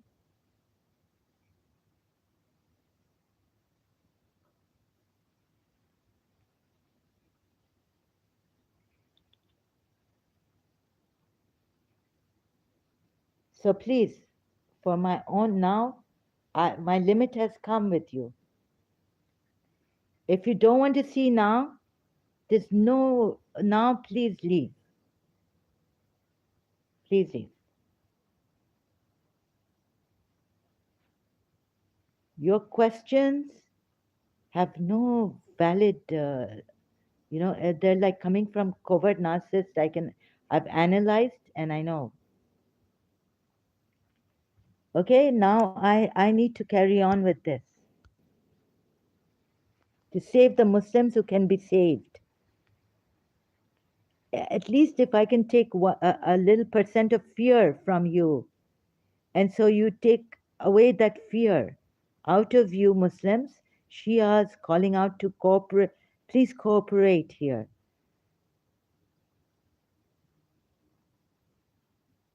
I don't know. No, discussion I can cooperate, but we are taking in the level of your discussion, but it's this kind of discussion without proper. You don't want to agree with anything regarding what I'm showing, and I'm showing to you discussion for what sake, for what reason. You seem to be seeing what you want to see. You can't open your mind to others, and you are expecting me to have a discussion with you here forever. Shall we sit here until the cows come, come home or something? Salahuddin says, I don't know that you don't welcome discussion. He's blaming me all the time. And before this, I read out Salahuddin says we are taking or talking in the level of states and not the level of individual. Sorry, I don't know what, I just gave an answer. State and individual, I am talking about. And so, any individual out there, Muslim, who cares to listen and see my research, the way I do it, the way my studying is online, discussions are, and mistakes I make. And what shall I tell you, Saladin? I have something more to tell you.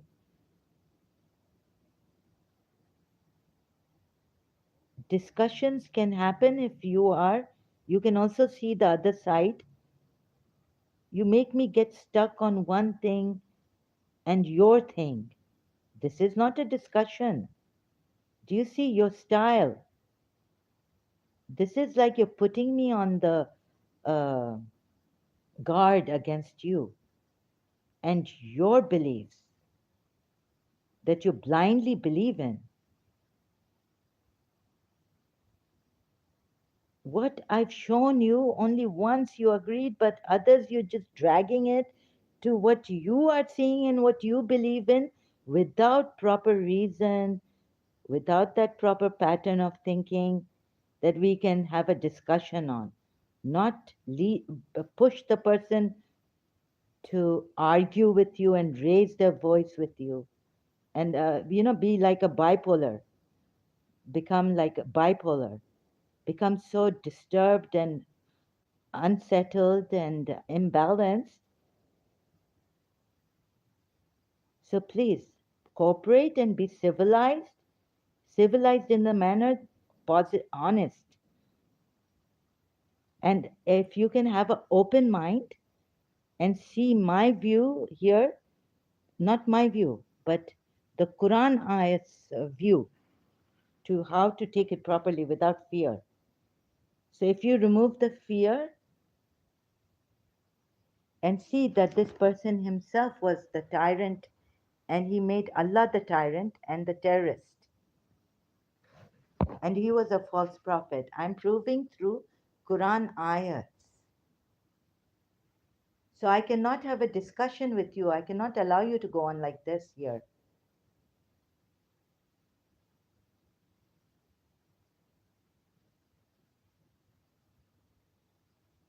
This is not a form of discussion.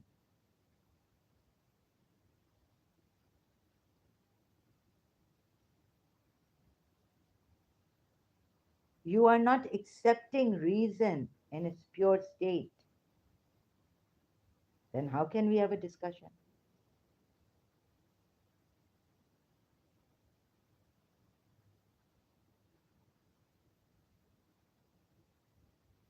Through the Quran ayats, proof through the Quran ayats, there are contradictions. Now I'm proving that it was Muhammad who was like this, which this Quran ayat says, right? Surah Baqarah, ayat 204, proving through Quran ayats. Can you see like this? You just said, I can't have a discussion with someone who keeps, pushing me to see his point of view without proper Quran ayats comparisons.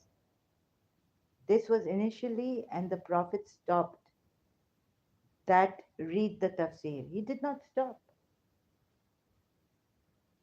Surah Hashar ayat, I'm giving you Surah Ahzab ayat. Why do you care about the evil people getting punished? You just jumped. From this, Salahuddin says, this was initially like the cutting down of trees, was initially by the permission of Allah, but then the Prophet stopped. Surah Hashar ayat 5. And then he's jumped to, I've explained everything to him through the Quran ayats giving you proof.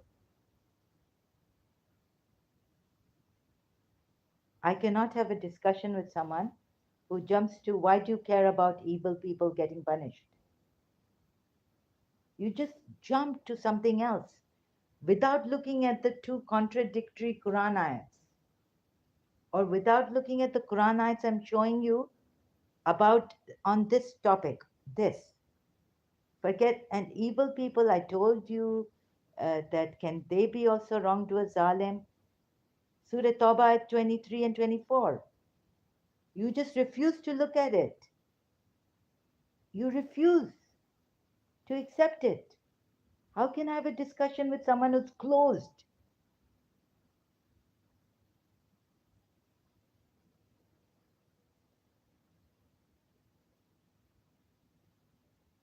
Refuses to see the contradictions in the Quran ayats. From the Quran ayat proof. You talked about tafsir, then you jumped to tafsirs.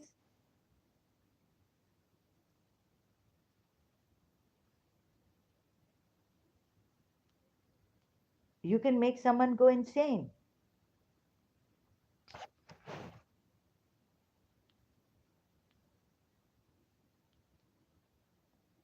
You can make a right minded person go insane. You can disturb them, let alone me. I'm already disturbed.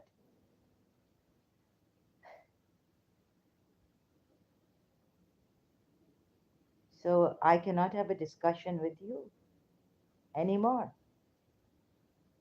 You see, on grounds such as I gave you reasons. So the person who turns around and puts it back on me, blaming it, this is why I asked you, where are you? Like, okay, you're okay, it doesn't, but can I ask you, like, I just want to know for my heart's this thing, are you Pakistani? Are you really from Saudi Arabia? Are you Irani? Where are you from?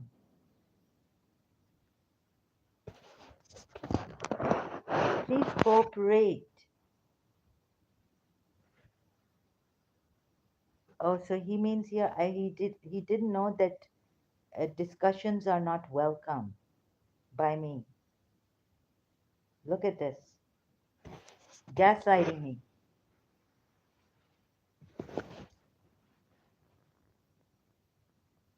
I think I'm sorry I cannot help you after this, right? And this is not your kind of statements here and all. They don't come up to the discussion level at all. They either go into covert narcissist gaslighting or what you see and how you see things. You're not even going with the Quran ayats.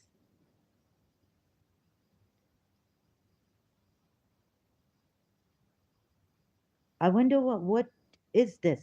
Who will accept you in a discussion? Saladin, I wonder who can even accept you. Maybe in a debate, but not a discussion,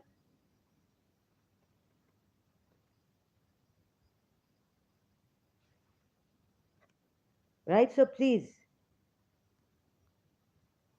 yes, if you want to have a discussion, then you have to change your way here. Then you have to see the Quran ayats for what they are and not jump to tafsirs and to another topic, evil people getting punished. Why do you care? What do you mean, why do I care? Ask anyone, level headed person, reasonable, if this is the way of discussion, the way you've put it here, or the way of argumentative gaslighting, covert narcissists. This is not the first time you've come here. You've come on my previous live streams. Okay, now look at this. And of the people is he whose speech pleases you in worldly life.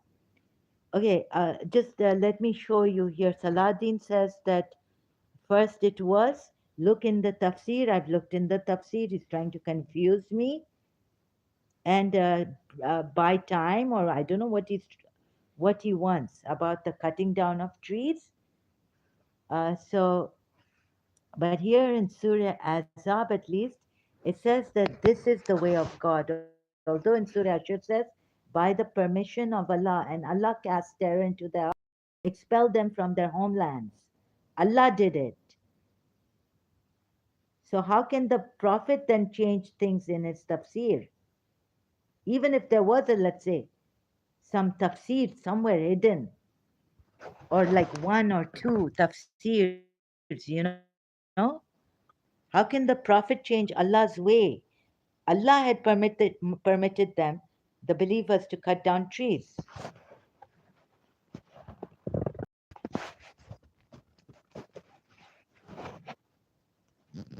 Surah, my hand, sorry, in this Surah Ahzab, ayat 60 to 62, I think, 61, 62.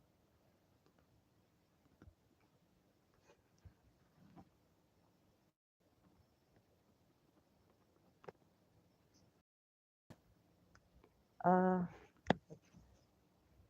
if the hypocrites and those in whose hearts there is a sickness, and the scandal mongers in Medina do not desist from their vile acts, we shall urge you to take action against them, and then they will hardly be able to stay in the city with you. Right? And where's that 63? This is the way of Allah.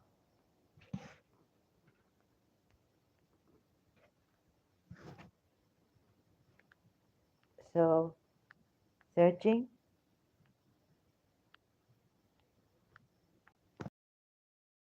Okay, it's loading, loading. So then what you do is 61 says, accursed wherever they are found, seized, being seized and massacred completely. Here it says massacred completely. Taqil, uh, Taqitilan, Waqutilu. Mind your ears, please. تقتيلا Taqatilan. Taqatilan. Okay, I can't pronounce that properly in Arabic. وقتلوا Accursed. Wherever they are found, they are seized, massacred completely. This is the established way of Allah with those who passed on before.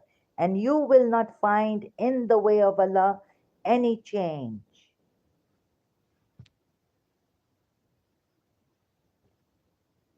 So, Salahuddin, if you are here, I'm still giving you a chance to see this.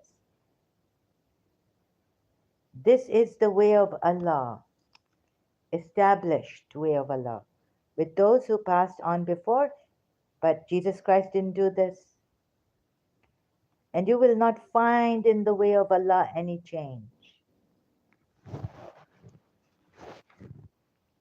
But I'm not a Christian. I'm just saying that Jesus Christ, we are told in the Bible, he didn't do this massacre completely and punish those who even killed the king who killed King Herod killed John the Baptist, Yahya, Hazrat Yahya, beheaded him.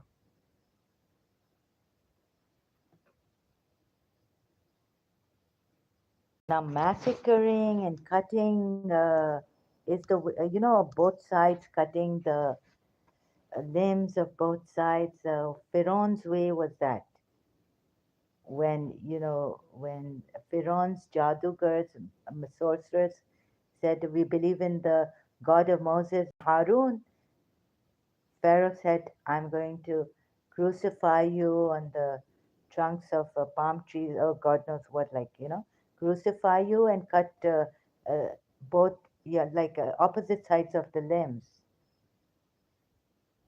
if you do that."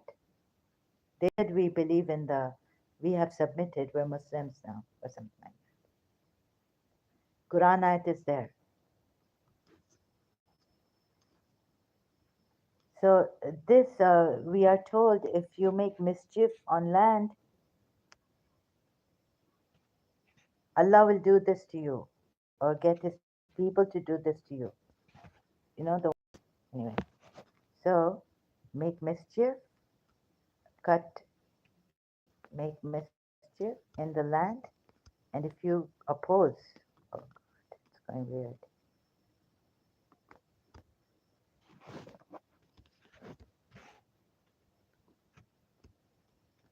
In the land, cut your limbs. Not in this life only, but in the hereafter also. So in this life also, on opposite sides.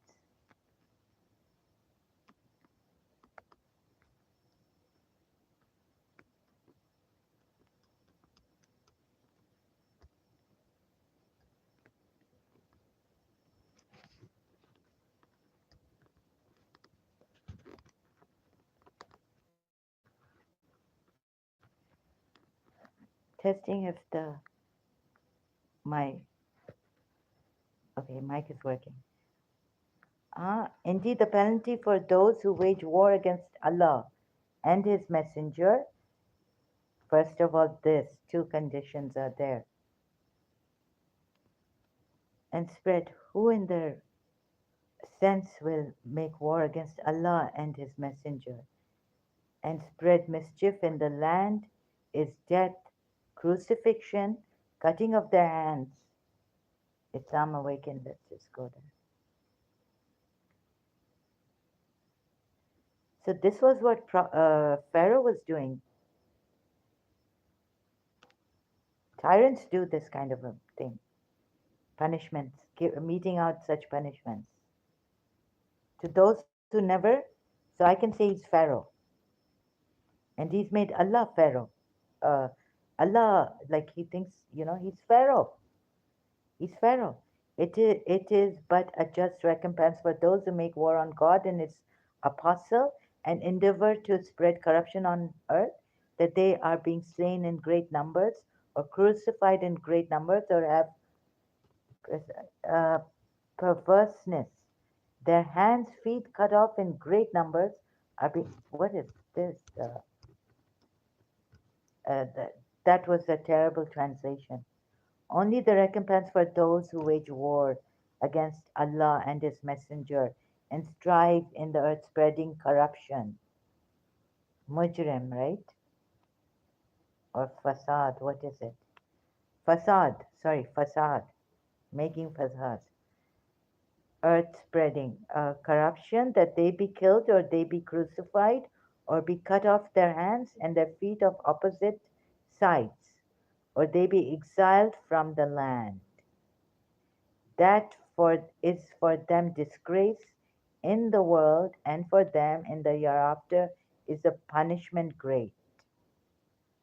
So even in the hereafter, punishment great. What kind of a God is this? You've cut off on the opposite sides, and Pharaoh didn't say that to his sorcerers who submitted to the God of Moses and Harun. Is this punishment not enough for Allah? That now He's saying in the hereafter there's even worse punishment. This is a vindictive God, extremely vindictive.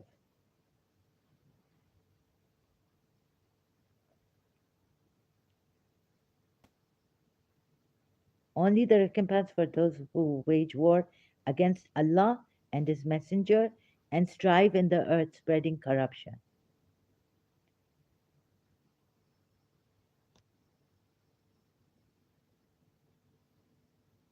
Okay? Else, what other point? So Pharaoh did this, we're told in. Pharaoh said to his sorcerers,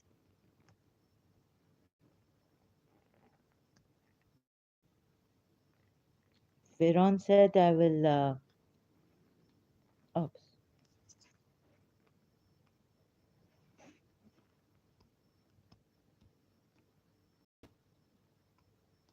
I will cut off your hand,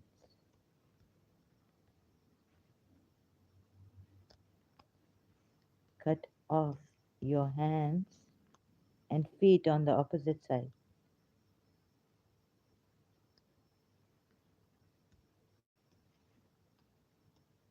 What kind of a Allah is this who uses Pharaoh's style of punishment? Have you ever asked yourself this?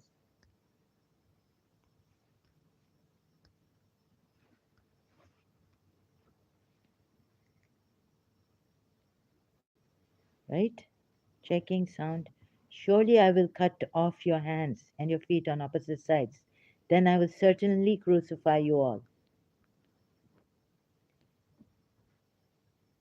What is the Surah Meda?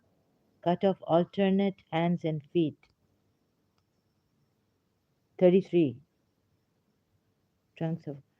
So I will cut off your hands and feet from alternate sides, and I will crucify you on the trunks of the palm trees, and you will come to know which of us. Let me see this one. I thought this was in Surah Taha, but it's not loading. No, it's, oh God, it's terrible to hear your voice. Do multitasking. Check your voice if the sound is coming and the mic is still has battery in it. Surely I will cut off your hands, feet. Magicians defeated. Pharaoh and his magicians.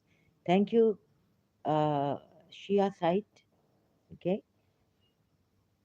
Surah Al Araf, maybe. Verses 108 to 109. No, but here, 124, which, Surah Araf, verses 1 to 4 and 1 to 5. Surely I will cut off your hands and your feet on opposite sides, then I will certainly crucify you all. Okay. But this God, that God that I just showed you,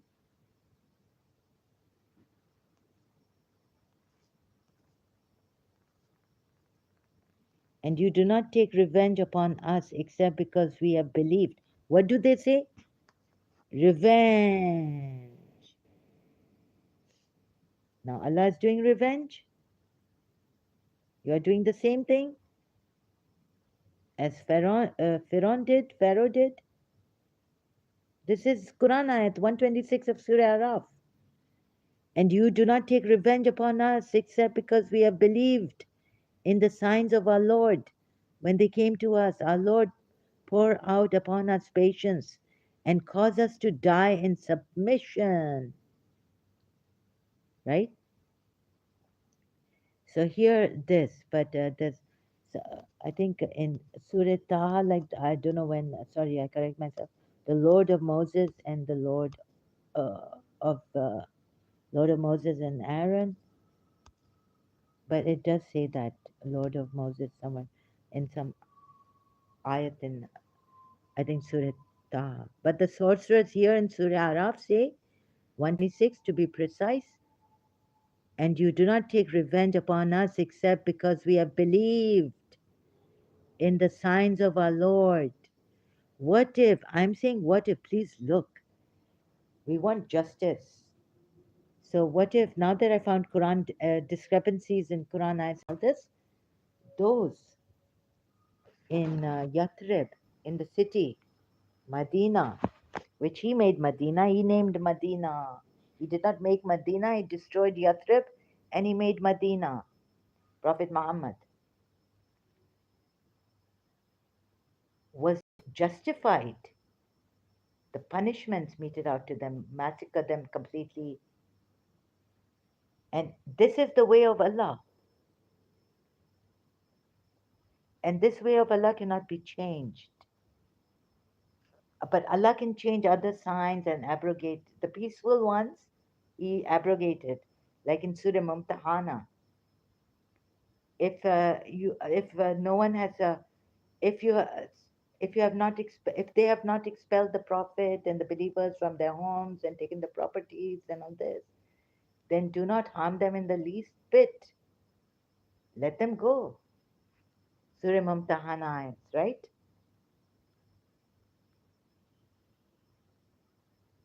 So now he's abrogated all of those ayats because he's in the city of Yathrib, people of Yathrib, not in his city, not in his birth city. But he's such a coward, I can see it.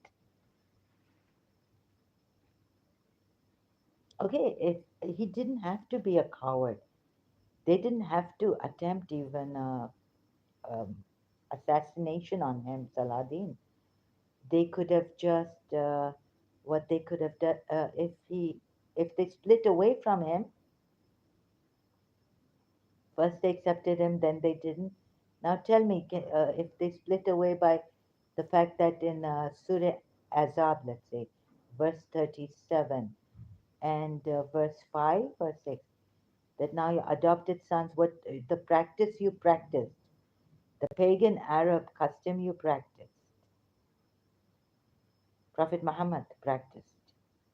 You made a mistake. Policies will not agree to this because not because of some personal thing, but he's changing. He actually made Zed his son, like the polytheists would, giving the son inheritance. But the change is made. You know what? Only that Zed doesn't get his name, and his name is removed. Muhammad, Zed bin Muhammad is now Zed bin Arif, his father's name, right? And then what we are told is that doesn't get the inheritance, but you can take them as your, whatever the verse goes, friends or brothers in faith, and you've just made a mistake, unintentional, which you did not mean. I mean, it's what your hearts mean. So what did he do? I've also closely examined that verse. It means that he just from his mouth made Zed the son, not from his heart. And then Allah goes on to say that this is not your biological son. This is a terrible, this is a senseless thing. You can marry his divorced wife, ex wife, Zed's ex wife, and all this. So I've closely examined those verses and seen that they don't come up to reason, proper reason. So let's not have futile discussions like that would push the person to blaming themselves and madness and out of balance, and you would just want that to, bring the blood out of that person, parasites. And you call that you are, you're saying that this is a discussion from your side.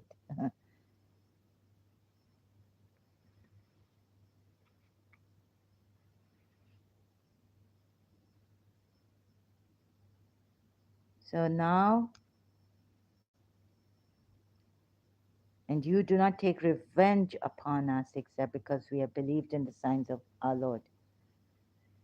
So reason would want to tell you that your Lord, only reason, not even using wisdom, hikmat. Because remember that Quran ayat in Surah Yusuf, oh sorry, Yunus, Surah Yunus ayat 100. If you do not use your reason, then there should have been a person, messenger. The Quran, there should have been one, at least one ayat or one surah. No, sorry, a few ayats, let's say, even if not the whole surah, like which reason to be used, because there are different patterns of reason, and you could be saying you're using reason, but what you're doing is what Salahuddin did here to me. So, the Sunni school of thought, remember, Shia school of thought, Wahhabi school of thought, Salafi school of thought, Ismaili school of thought, all of them are in Islam. The Islamic schools of thought, various Islamic. So, tell us how to use reason,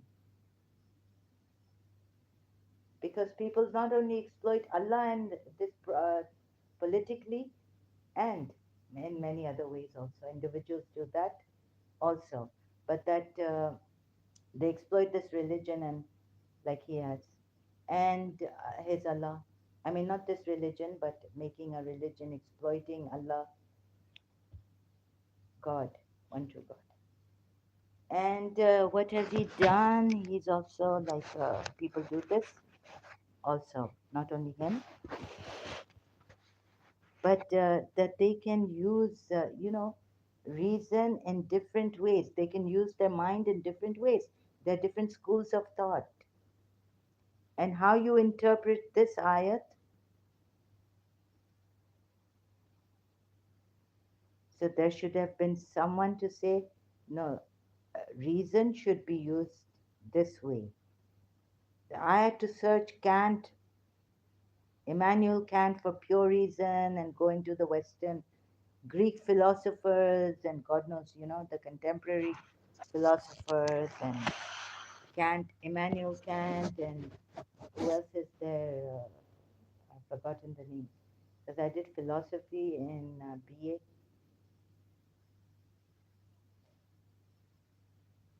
right? Arts, Bachelor of Arts. I'm from Pakistan.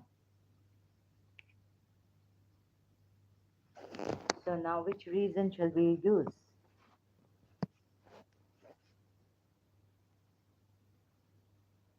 So scattered ayats sits in a mess. Here they're saying, Firon, you would take revenge upon us except because we have believed in the signs of our Lord. So the Jews also, can you blame them? The polytheists, can you blame them?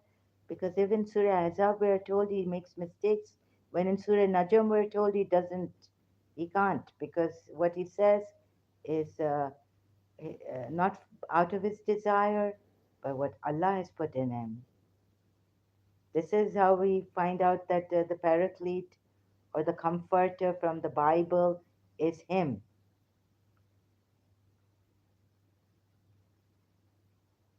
who will establish righteousness on earth.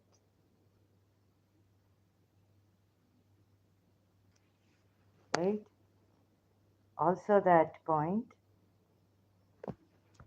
So then now I have I not completed what I was about, wanted to complete.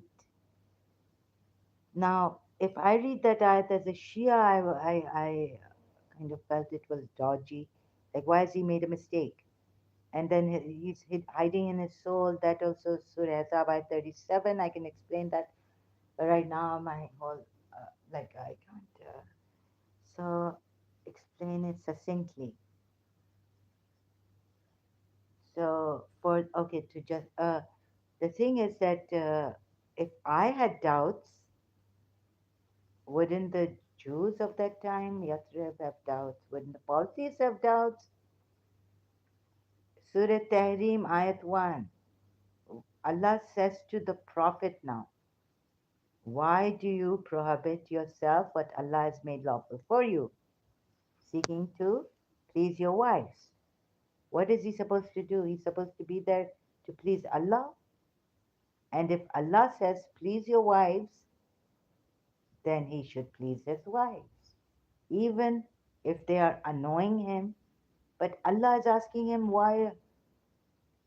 Why? You see? So there's a contradiction here between Allah and the Prophet. Although then Allah reconciles with the Prophet, He takes the Prophet's side against the wives. But then you see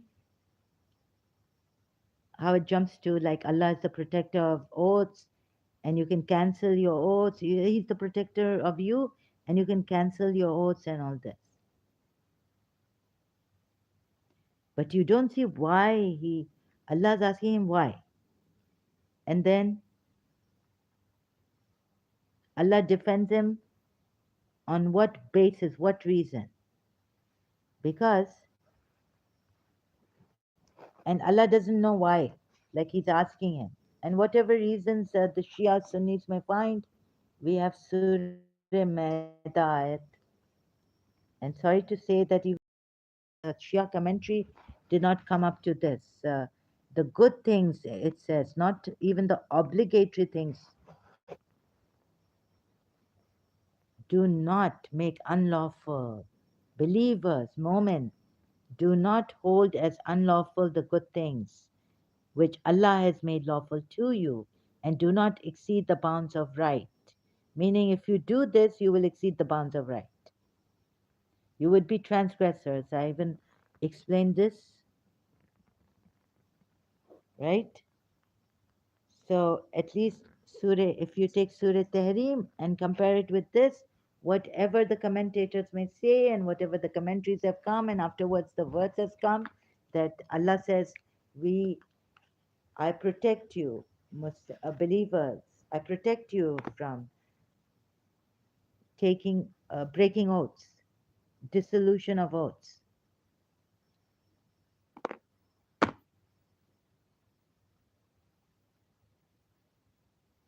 What would you say about this? Have a good look at this, I said, in my videos, in my live streams. I've come now, what have I said now? There's a uh, work, further development that this person now I've even established that he's a false prophet through the Quran ayats. I didn't do it.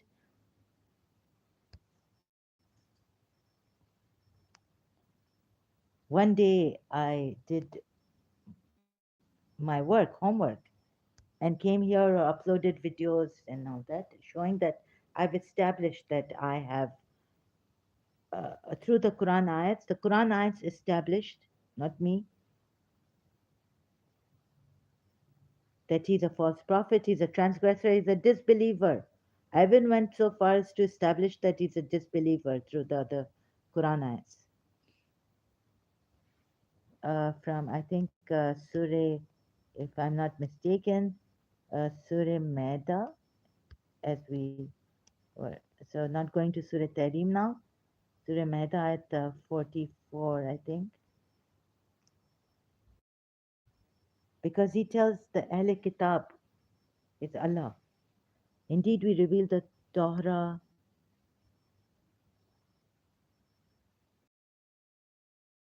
Just go in the which prophets submitted themselves to Allah, made judgments.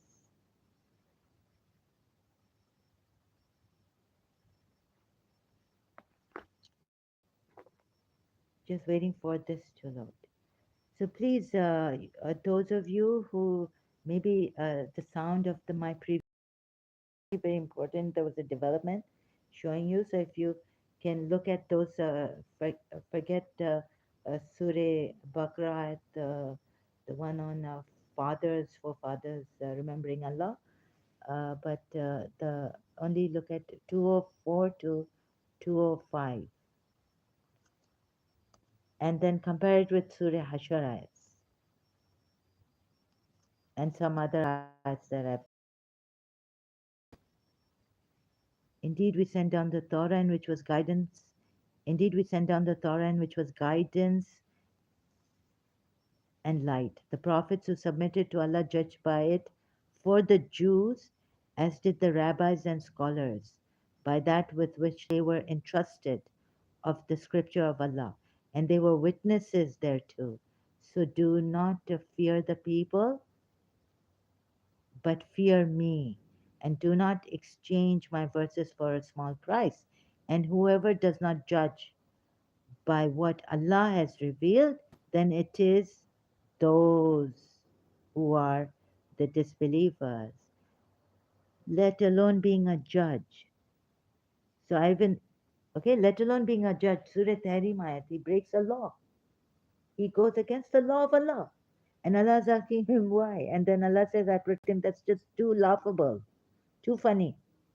That's too heartbreaking to see the Muslims still defend him and will kill for him, even go so far. I don't know to what extent that you have said Allah has told us. But maybe that Allah is, and I know for sure that Allah is a shaitan, evil.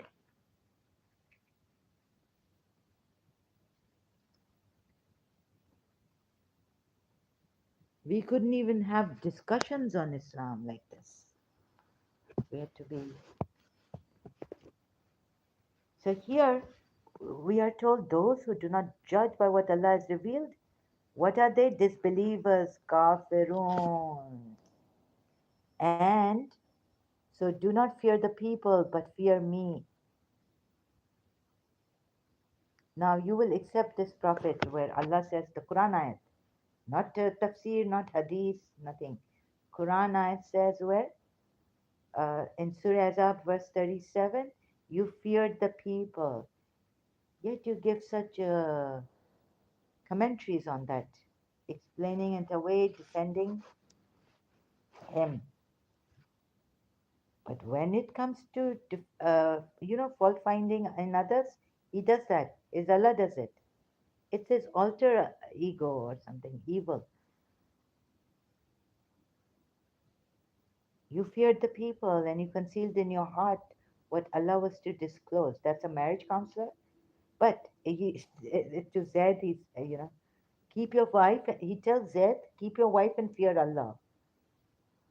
And you concealed in your heart what Allah was to reveal, and you feared the people, whereas, now Allah is telling him, whereas you should, Allah has more right that you should fear Him. So they say through Him, Allah is telling the people. He's just giving it to the people like that. So here, so do not fear the people, but fear me, and do not exchange my verses for a small price.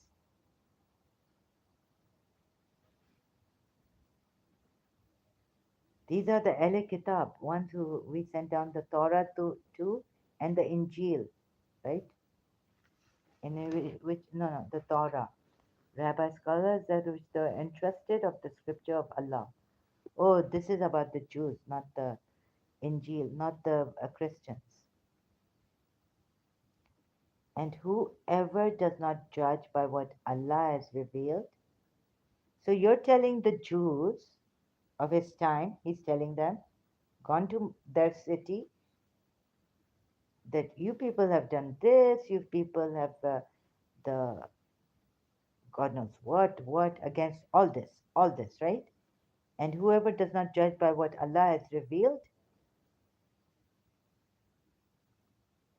judging by what Allah has revealed, and you, that Allah has to ask you why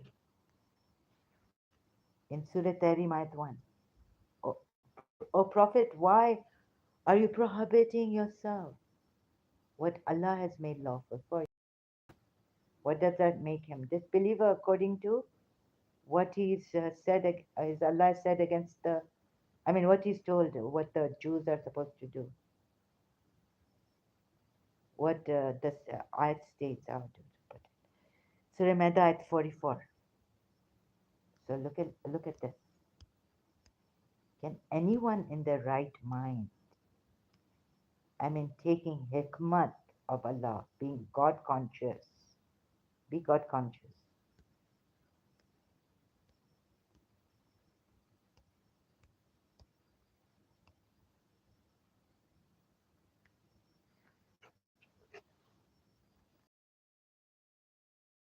This, except for those who may have, God knows what, I'm still trying to analyze the Shias, because when I start to use my mind and closely analyze this, and my fear had left, like fear, yes, but you know, O Prophet, why holdest thou to be forbidden that which Allah has made lawful to thee? Thou seekest to please thy consorts. What should have been here? Even as a husband, he's addressed as O Prophet, not as a husband. That's a reminder he's a prophet, right? So how should it be put here? Wait a minute.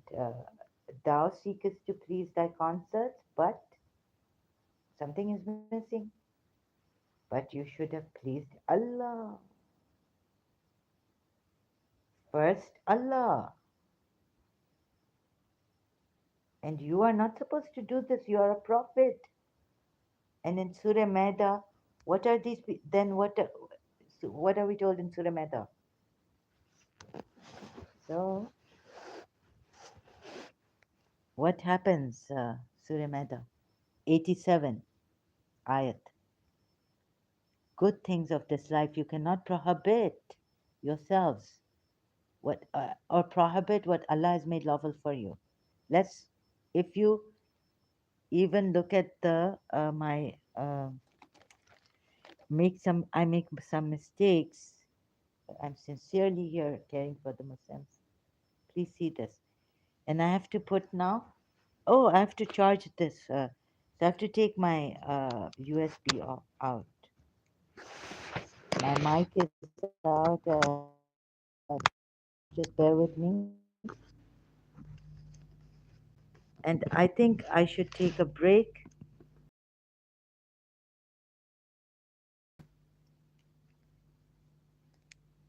right?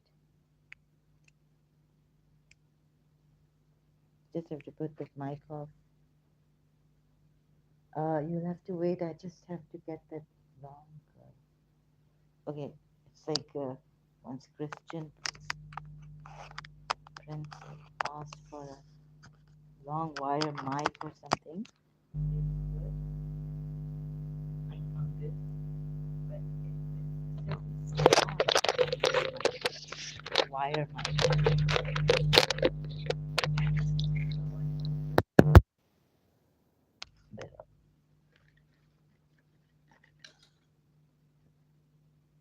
So please,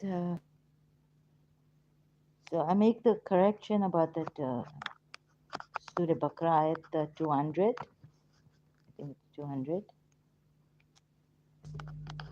Put another mic here. So hope this mic doesn't have the sound in the background. Sound in the background.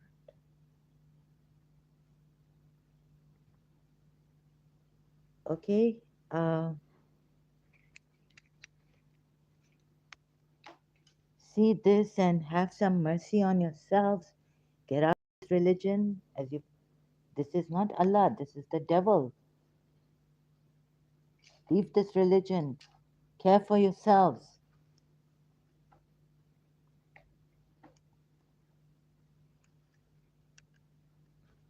Get that unhealthy fear out of you about Allah that this religion has given you. Those of you who have been in this religion, I know, my Shias also.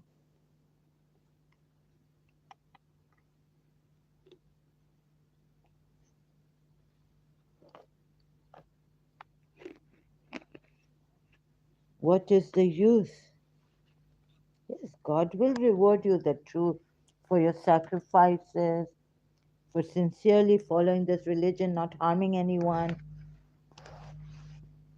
Even if they come up to you, question you, remember that this Allah has said Shia Islam does allow discussions and questioning.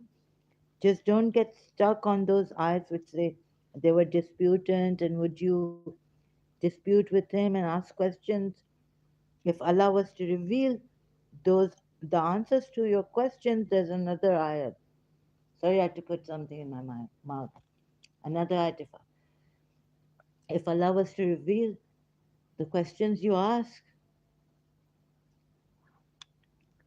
it would bring loss, pain, or something to you, right? You would be at a loss, or you will not be able to take it, or something like this. Leave such a religion.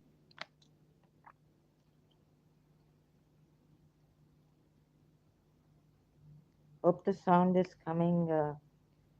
Not hope. How is it? The sound here.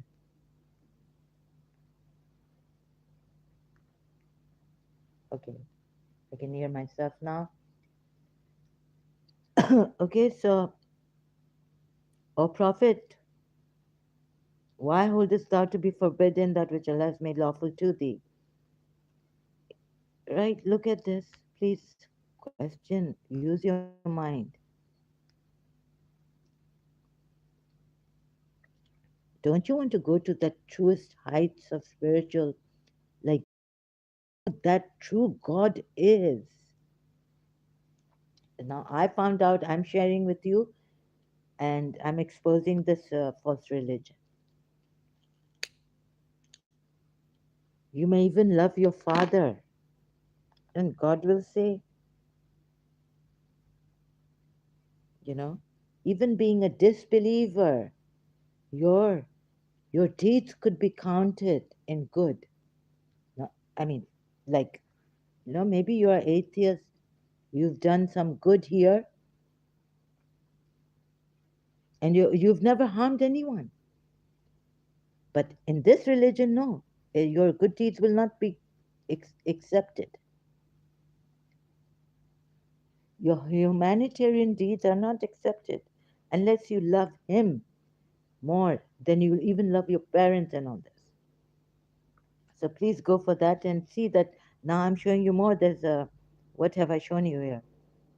What have I shown you? Huh? Surah Baqarah ayat, right? He's the one. I know, and I'm showing you. Surah Baqarah ayat.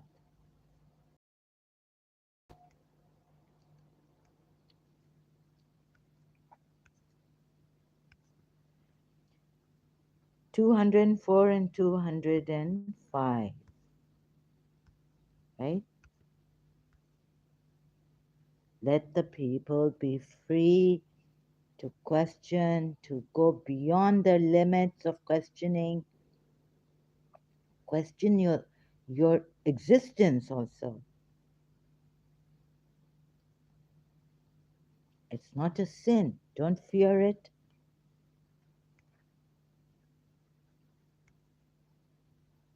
And of the people is he whose speech pleases you in worldly life, maybe scares you, and he calls Allah to witness. He calls, यानी अल्लाह को बुला रहा है witness के लिए, शहादत के लिए. کہ آئیں شہادہ کریں as to what is in his heart. میرے دل میں کیا ہے. یعنی یہ تو بیونڈ وہ ہو گیا ہے نا, beyond repair, beyond what you call it, reform. یہ یہی ہے, یہی ہے.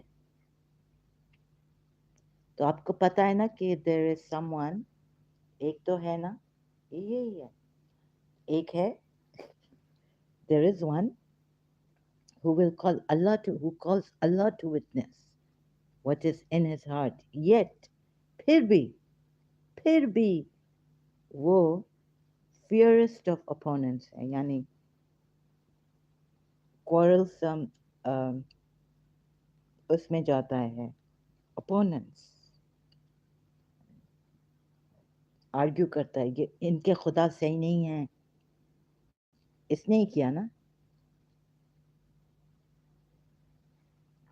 باہر آخر نکال دیا پالیتھیس کو, آخر یترب کے جوس کو جو مسلمان شاید ہوئے تھے کب, پتہ نہیں, لیکن یہ تو پتہ ہے نا کہ ان کو ایکسپیل کیا ان کی سٹی سے. سورہ حشر کی آیت میں بتا رہی ہوں, آیت. تفسیروں سے پہلے جانے کے لیے آیت پہلے سمجھیں کیا ہے. What is the ayat? Before going into tafseers and details, don't get lost in the tafseers and details. See the ayat for what it is. So thank God I came here to correct. I saw my, in here, I mean on this live stream, I saw my fault about Surah Baqarah at the 200. And I again say, I stand corrected. I was wrong about that ayat, but not about this and what I've seen. Just compare these two ayats of Surah Baqarah. And what's the sacred monument? کا توڑ کے تو نہیں بنایا کچھ اپنا. Did he break their monument or what? You see, because there's a sacred monument, وہ مشعل, اور اس کا پتہ بھی نہیں کہ کیا ہے, بس ان کے, you can't, that's why, تو مجھے دکھانا ہے, I have to show you کہ آپ ان کو ٹرسٹ, قرآن کو نہیں ٹرسٹ کر سکتے, قرآن کی آیتوں کو, تفسیروں کو کیا ٹرسٹ کریں گے. میں نے آپ کے لیے آسان بنایا تھا, پھر بھی میں آتی رہوں گی, آسان اور کرتی رہوں گی. And when he goes away, he strives throughout the land. اس نے بولا نہیں ہے اس کے اللہ نے کہ جہاں آپ لوگ پاؤں, جہاں ابھی تک ٹریڈ نہیں کیے ہیں, وہ بھی لینڈ آپ کانکر کریں گے. کیوں؟ وہ لوگ آپ کے اگینسٹ انہوں نے کیا کیا ہے, انہوں نے کیا کیا ہے. And when he goes away, he strives throughout the land to cause corruption therein and destroy crops and progeny. نسل اس نے destroy کی ہے ابن اسحاق نے, اور ادھر سے پتہ چل رہا ہے قرآن, تو اس لیے میں ابن اسحاق کا نیریشن لیتی ہوں, بنی قریظہ, بنی نادر کے, اس کے لیے میں نے ان کا ہیٹریڈ دیکھ لیا, جوس کے اگینسٹ اور پالتھیس کے اگینسٹ. شاید انہوں نے کہا کہ ہم ایسے جزیہ بھی نہیں دیں گے. کیوں دے ایسے کرپٹڈ پرسن کو جزیہ؟ کرسچنز نے تو کہا دے دو. موبائلہ میں ہمیں کہا ہے, سورہ توبہ کی آیت ہے کہ جزیہ تو ان سے انولنگ, ان کو زبردستی ان سے لو جزیہ, یعنی لڑو ان سے جب تک ان سے جزیہ نہیں لوگے اہل کتاب سے. شاید کچھ ایسی بات ہوگی کہ جوز نے نہیں دیا, اور جوز چاہتے تھے یہ یترب سے اب نکل جائے. اور بات تو ایسی ہے کہ یہ پروفٹ تو نکل نہیں رہے سچے, پروفٹ کہنے کے لائق ہی نہیں ہیں.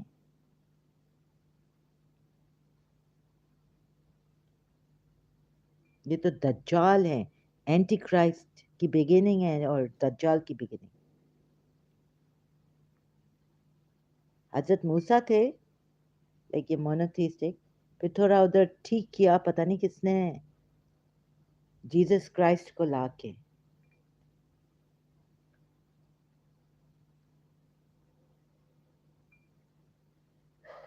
तो नहीं, I think Ibrahim दज्जाल, Hazrat Ibrahim Hazrat Ibrahim was the, और ज़ोरेस्टर कहते हैं कि उन्होंने वन गॉड का ये कॉन्सेप्ट लाया था।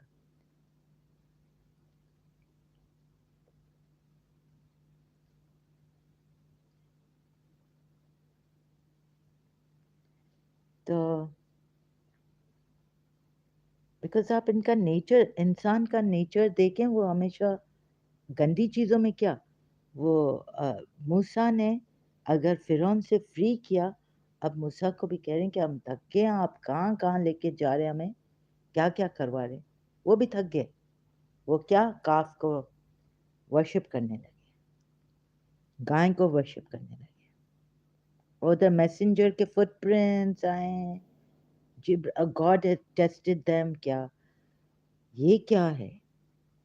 तो वो कैफ को करने लगे ना वर्शिप।